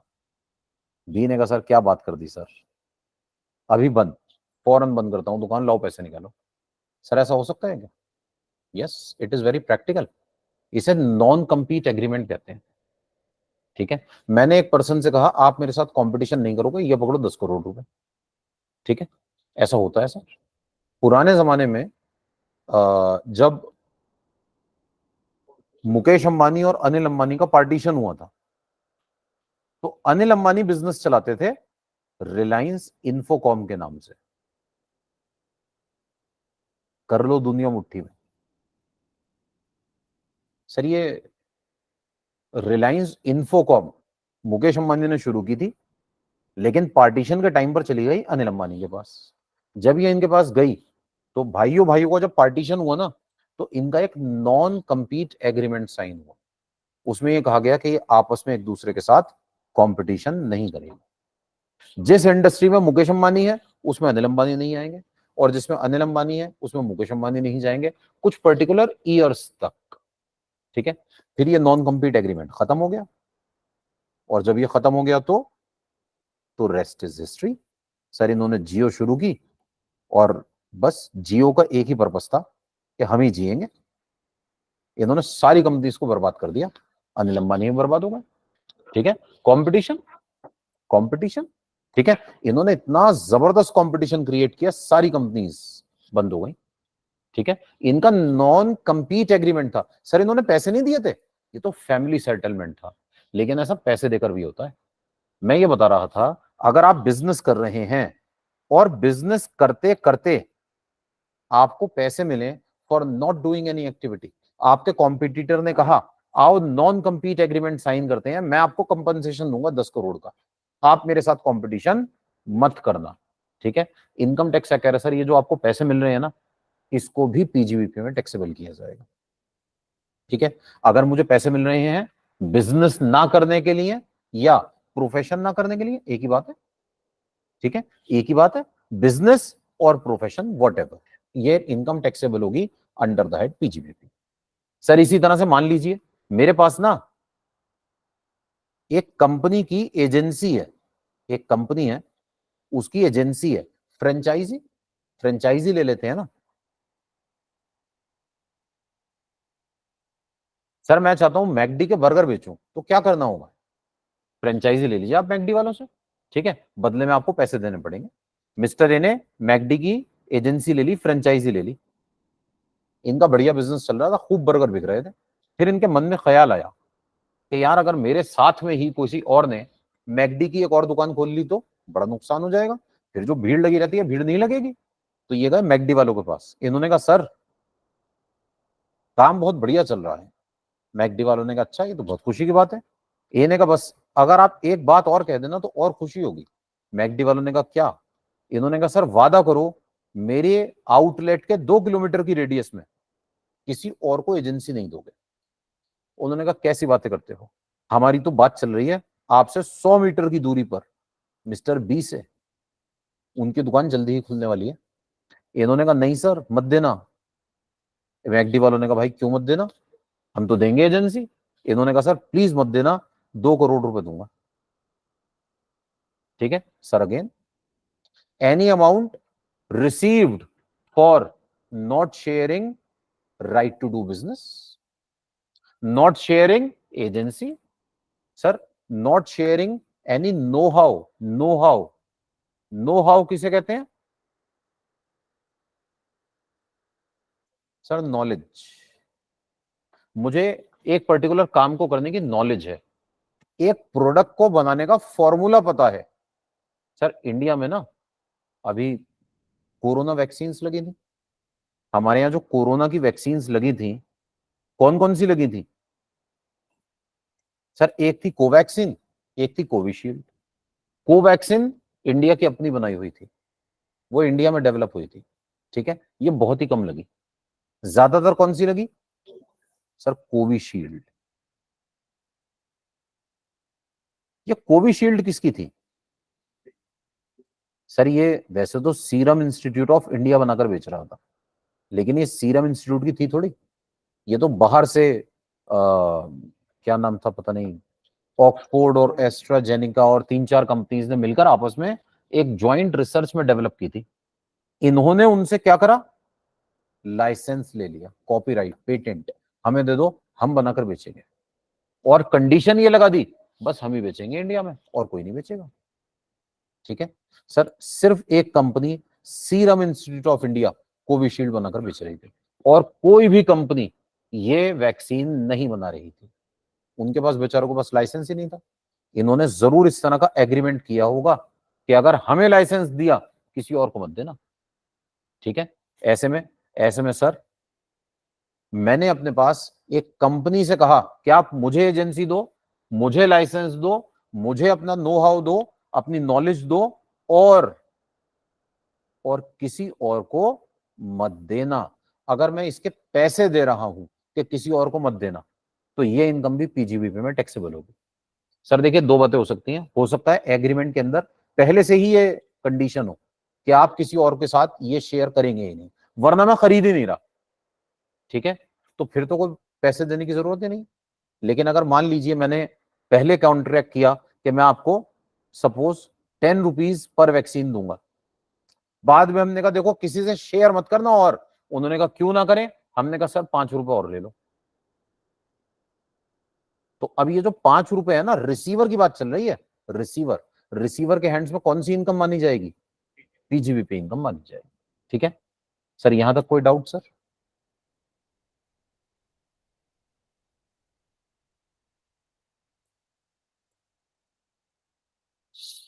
हाँ जी, तो any sum receive or receivable under an agreement for not carrying out any activity in relation to any business, or not sharing any know-how, patent, copyright, trademark, license, franchisee or any other business or commercial right of similar nature।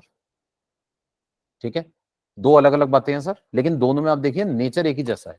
पहले में मैं ये कह रहा हूं आप मुझसे competition नहीं करेंगे, दूसरे में मैं क्या कह रहा हूं, दूसरे में मैं ये कह रहा हूं आपने जो एजेंसी मुझे दी है वो एजेंसी किसी और को नहीं देंगे, बदले में जो कंपनसेशन आपको मिलेगा, इनकम टैक्स एक्ट कह रहा है आपकी पीजीबीपी की इनकम मानी जाएगी। सर एक कंपनी ने कोरोना की वैक्सीन बनाई, कोविशील्ड। हमें सीरम इंस्टीट्यूट ऑफ इंडिया, हम ये चाहते हैं कि ये बस हम बनाएं, ये और किसी के साथ शेयर ना हो। बताइए क्या करें? दो तरीके हो सकते हैं। पहला तरीका, आप उनसे कॉन्ट्रैक्ट कर लीजिए, किसी और को एग्रीमेंट नहीं देंगे, किसी और को फॉर्मूला नहीं देंगे। एक तरीका ये हो गया। सर एक तरीका और भी तो हो सकता है, एक तरीका और भी तो हो सकता है, आप ये पूरा फॉर्मूला खरीद लीजिए ना।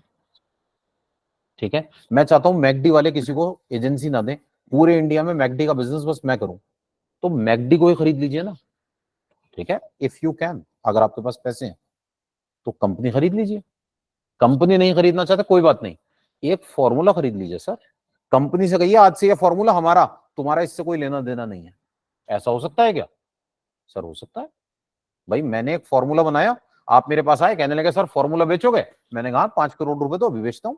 आपने खरीद लिया, तो अब फॉर्मूले के मालिक आप बन गए सर। अब मैंने भले ही बनाया है, मैं मालिक नहीं हूं। अब मालिक कौन है? मालिक आप हैं सर, आपने पैसे दिए हैं। ठीक है सर, फॉर्मूला किसी और के पास ना जाए, इसके दो तरीके हो सकते हैं। पहला, मैंने डेवलप ऑफ द फॉर्मूला को कंपनसेशन दे दिया, किसी और से शेयर मत करना। दूसरा, मैंने उससे पूरा का पूरा फॉर्मूला खरीद लिया। अब 1 मिनट के लिए डेवलपर बन के सोचिए, मैं हूं डेवलपर, मैंने फॉर्मूला डेवलप किया। एक आदमी मेरे पास आया, कहने लगा फॉर्मूला दिखा दो। मैंने कहा लाओ निकालो 1 करोड़, उसने दे दिया। उसने कहा सर किसी और को मत देना। मैंने कहा 20 लाख और दो। तो इनकम टैक्स क्या कह रहा है, ये जो आपने 20 लाख रुपए लिए हैं ना, taxable under the head PGBP. फिर उसने कहा एक काम करो ना, पूरा फॉर्मूला मुझे ही बेच दो। मैंने कहा 5 करोड़ रुपए दे दो, बेच दूंगा। अब बताइए 5 करोड़ रुपए पीजीबीपी की इनकम है क्या? Yes sir, exactly. सर अब ये पीजीबीपी नहीं है, अब तो आपने एसेट बेच दिया। एसेट बेच दिया सर, मेरे लिए फॉर्मूला क्या है बताइए ना? एसेट है सर, एसेट है।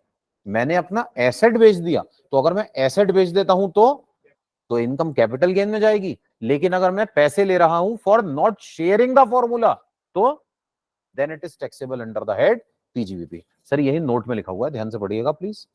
If any sum was received or receivable on account of transfer of right to manufacture or produce, etc., then such sum shall not be chargeable under the head PGBP. Such sum will be chargeable to tax under the head capital gains. Formula बेचकर पैसे मिले capital gains में, formula share ना करने के पैसे मिले PGBP में। ओके, पॉइंट क्लियर है सर? सर एक छोटी सी बात बताना चाहता था।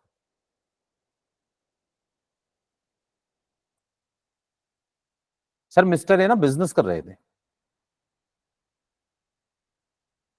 मिस्टर ए बिजनेस कर रहे थे।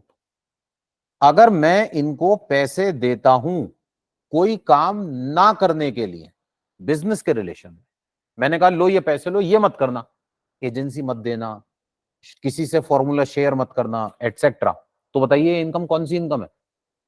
पीजीबीपी की इनकम। ये इनकम कौन सी इनकम है? पीजीबीपी की इनकम है। मैं ए के पास पहुंचा, मैंने कहा ए तुम बिजनेस करते हो? इसने कहा हाँ। मैंने कहा सुनो, एक काम मत करना, 50 लाख रुपए दूंगा। इसने कहा सर क्या काम मत करना, काम भी तो बताओ। मैंने कहा बेटा ए सुनो, पॉल्यूशन मत करना।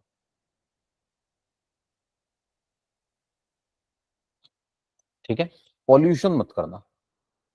सर पुराने जमाने में ऐसा प्रोविजन था, अब जरा उसमें चेंजेस हो गए हैं, और चेंज होने के बाद जरा चीजें एग्जामिनेशन पॉइंट ऑफ व्यू से ज्यादा इंपॉर्टेंट हो जाती हैं। हमारे पेपर में एमसीक्यूज में 1-2 बार बातें आ चुकी हैं, इसलिए मैं हाईलाइट कर रहा हूं।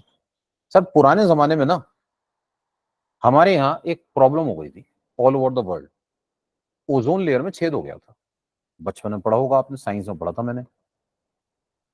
ओजोन लेयर जो है ना, इसमें छेद हो गया था, और ये छेद हुआ था पॉल्यूशन की वजह से, पर्टिकुलरली क्लोरोफ्लोरो क्या क्लोरोफ्लोरा कार्बन्स की वजह से, है ना सर? ये जो ऑक्सीजन ओजोन लेयर है सर, ये अल्ट्रावायलेट रेस को रोकती है। अगर ये छेद बढ़ जाता तो अल्ट्रावायलेट रेस डायरेक्ट अर्थ पे आने लगती, इससे बड़ी बीमारियां फैल जाती। तो इसको रोकने के लिए ना कैंसर हो जाता है इसको, जी मैम बिल्कुल, स्किन कैंसर हो जाता है इससे। इसको रोकने के लिए ना यूएन ने पहल की। यूएन ने अपने सारे मेंबर्स नेशंस की एक मीटिंग बुलाई, और ये मीटिंग पता है कहां बुलाई? कनाडा में। कनाडा में एक शहर है, उसका नाम है मॉन्ट्रियल। इन्होंने मॉन्ट्रियल में बुला लिया सबको, कहने लगा भाई बड़ा इंपॉर्टेंट काम है, सब आ जाओ फौरन। सारे नेशंस पहुंच गए। इन्होंने वहां पे ये बात बताई, कहने लगे सर बड़ी प्रॉब्लम हो गई है, ओजोन लेयर में छेद हो गया और इस छेद को भरना है, क्या करें? इन्होंने कहा सर ऐसा है, पॉल्यूशन रोको फौरन। कैसे? सर एक आदमी पॉल्यूशन कर रहा है, मैं उसे रोकना चाहता हूं, बताइए क्या करूं? दो तरीके हो सकते हैं। पहला तरीका ये कि जो पॉल्यूशन कर रहा है उस पर पेनल्टी लगा दो। आप मान लीजिए कोई कार, कोई बाइक लेकर सड़क पे जा रहे हैं, ठीक है, तो आप अगर एक पर्टिकुलर लेवल से ज्यादा पॉल्यूशन कर रहे हैं, सर चालान हो जाएगा। ठीक है, आपके पास हमेशा पीयूसी होना चाहिए, PUC, pollution under control. Sir देखिए गाड़ी चलेगी तो पॉल्यूशन तो पक्का होगा, ऐसा नहीं हो सकता पॉल्यूशन ना हो, पॉल्यूशन तो होके रहेगा। ठीक है, हम ये कह रहे हैं पॉल्यूशन कम करो, ठीक है, ज्यादा नहीं होना चाहिए। आपकी गाड़ी में से बहुत धुआं निकल रहा है, चालान हो जाएगा पक्का। आपका पॉल्यूशन अंडर कंट्रोल होना चाहिए। सर अंडर कंट्रोल करते करते मैंने कुछ ज्यादा ही कंट्रोल कर दिया, मैंने इतना बढ़िया सिस्टम बना दिया, पॉल्यूशन ही नहीं होता। ठीक है सर, हमारे यहाँ ना पुराने जमाने में जब सफाई होती थी तो सफाई कर्मचारी कूड़ा एक जगह जमा करके पता है क्या करते थे? उसमें आग लगा दिया करते थे। उसे कैरी करने में बड़ी मेहनत होती है, उसकी वजह से बड़ा पॉल्यूशन होता था। फिर सरकार ने थोड़ी इस पे सख्ती शुरू की, उन्होंने कहा इसमें आग नहीं लगाएंगे आप। सर आई थिंक शायद मॉरिशस में उनके यहाँ जितना भी कूड़ा होता है सब जला देते हैं, वो नहीं रखते कहीं पे, सब जला देते हैं, लेकिन वहां पॉल्यूशन नहीं होता। उन्होंने उसको जलाने के लिए ना स्पेशल एक फैक्ट्री सी बनाई हुई है, उसके अंदर फर्नेसेस हैं। उन फर्नेस में ले जाकर, भट्टी में ले जाकर सारा कूड़ा डालते हैं, उसका धुआं निकलता है। उनकी इतनी एडवांस टेक्नोलॉजी है, उन्होंने उसके अंदर ना कुछ इस तरह के इक्विपमेंट्स लगा रखे हैं, वो धुएं को बाहर ही नहीं आने देते। वो उस धुएं को, जो धुआं निकलता है उसमें कार्बन होते हैं ना, उस कार्बन को एयर में से निकाल लेता है, उसको सॉलिड फॉर्म में निकाल देता है। और वो जो कूड़ा है उनका, जितना भी उनका सब कूड़ा करकट होता है, उसकी वजह से जितना भी कार्बन निकलता है वो पूरा कार्बन एक्सट्रैक्ट कर लेते हैं एयर में से। और वो आग लगाने के बाद जो हवा निकलती है ना, 100% प्योर होती है।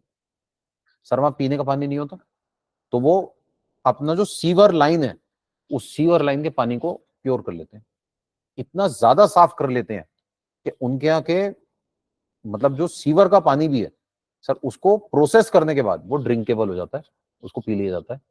जैसे हमारे यहाँ टैप वाटर हम पी नहीं सकते, आपको उसको आरओ के थ्रू प्रोसेस करना पड़ेगा, या जो भी आप प्रोसेस फॉलो करते हैं, वहां ऐसा नहीं है। वहां टैप वाटर आप डायरेक्टली पी सकते हैं, जबकि वहां वो टैप वाटर जो है वो सीवर लाइन का है। ठीक है सर, उन्होंने अच्छा सिस्टम बना रखा है, वो इतना साफ कर देते हैं वो पानी पीने लायक हो जाता है। ठीक है, तो हमने क्या करा, हमने कहा सर दो काम करिए। पहली बात, जो ज्यादा पॉल्यूशन करता है उस पर पेनल्टी लगाइए, और जो कम पॉल्यूशन करता है उसको इंसेंटिवाइज कीजिए। और एक कंसेप्ट आया सर, कार्बन क्रेडिट्स का। ये कार्बन क्रेडिट क्या होते हैं? सर हमने ना फैक्ट्री के अंदर लिमिट लगा दी, मेरी एक फैक्ट्री है, उस फैक्ट्री से जब धुआं निकलेगा, धुएं में होता है कार्बन। एक लिमिट लगा दी कि आपकी फैक्ट्री से जो धुआं निकल रहा है, एग्जांपल ले रहा हूं सर, एग्जांपल ले रहा हूं, आप suppose maximum 10 kilo carbon air में एमिट कर सकते हैं बस। अब इसकी जो भी यूनिट्स होती होंगी मुझे नहीं पता। ठीक है, एक लिमिट लगा दी गई, कितना कार्बन निकल सकता है? 10 केजी। इसको क्रॉस नहीं करना चाहिए।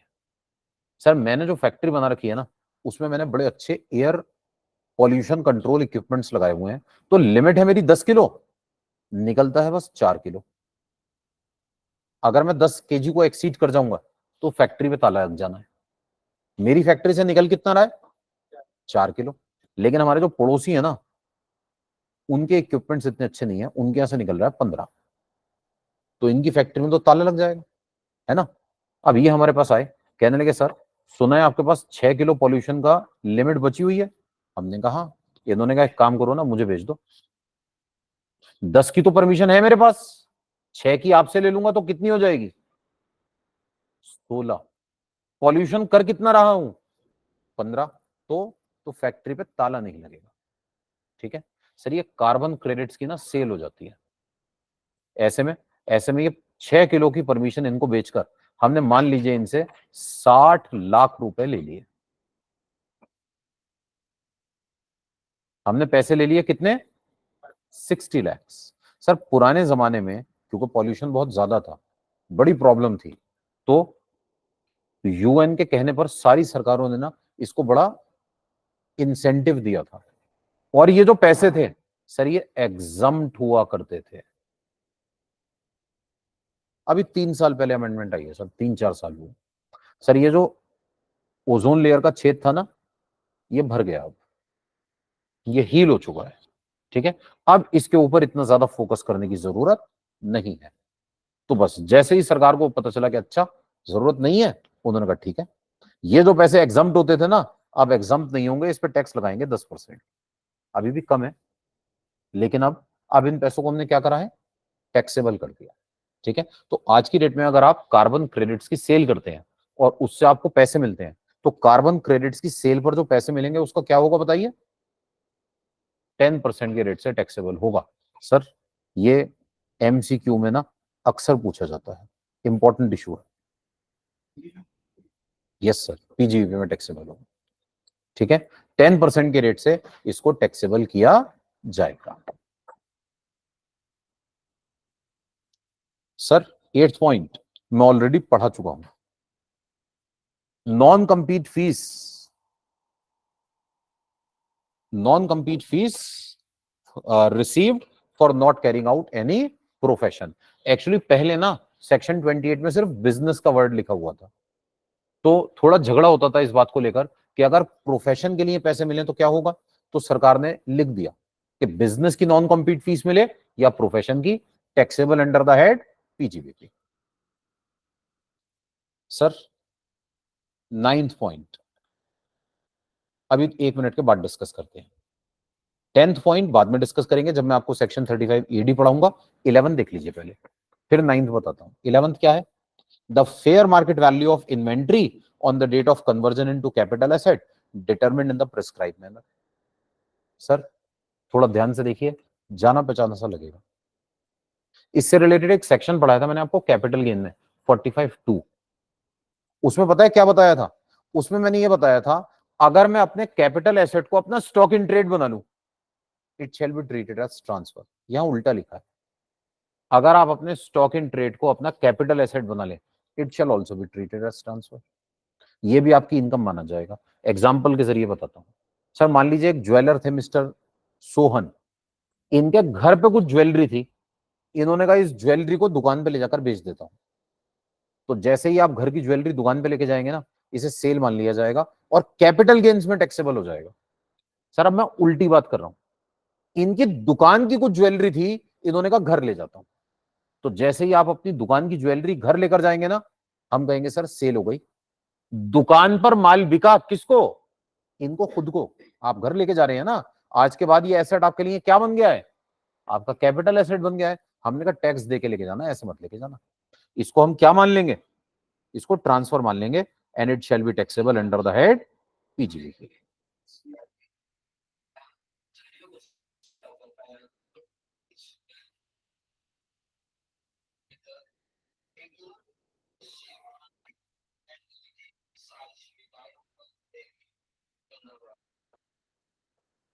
जी सर आइए। दुकान पे उसमें माना जाएगा। जी सर, सर अगर मैं घर से सामान दुकान पे लाता हूं तो कैपिटल गेन, दुकान का सामान घर पे लेके जाता हूं तो अब तो दुकान से जा रहा है ना, इनकम दुकान की होगी, ये इनकम पीजीबीपी में टैक्सेबल होगी। 11 पॉइंट पढ़िए please. The fair market value of inventory as on the date of conversion into capital asset determine in the prescribed manner. ठीक है, अगर मैं दुकान का सामान घर लेकर जाता हूं, गुड्स, सर दुकान का सामान मतलब दुकान का फर्नीचर नहीं, दुकान के एसेट्स नहीं, दुकान से क्या, गुड्स, स्टॉक इन ट्रेड। अगर आप अपने स्टॉक इन ट्रेड को अपना कैपिटल एसेट बना लेते हैं, it shall be treated, it shall be taxable under the head PGBP. ठीक है सर, नेक्स्ट क्लास में कंटिन्यू करेंगे।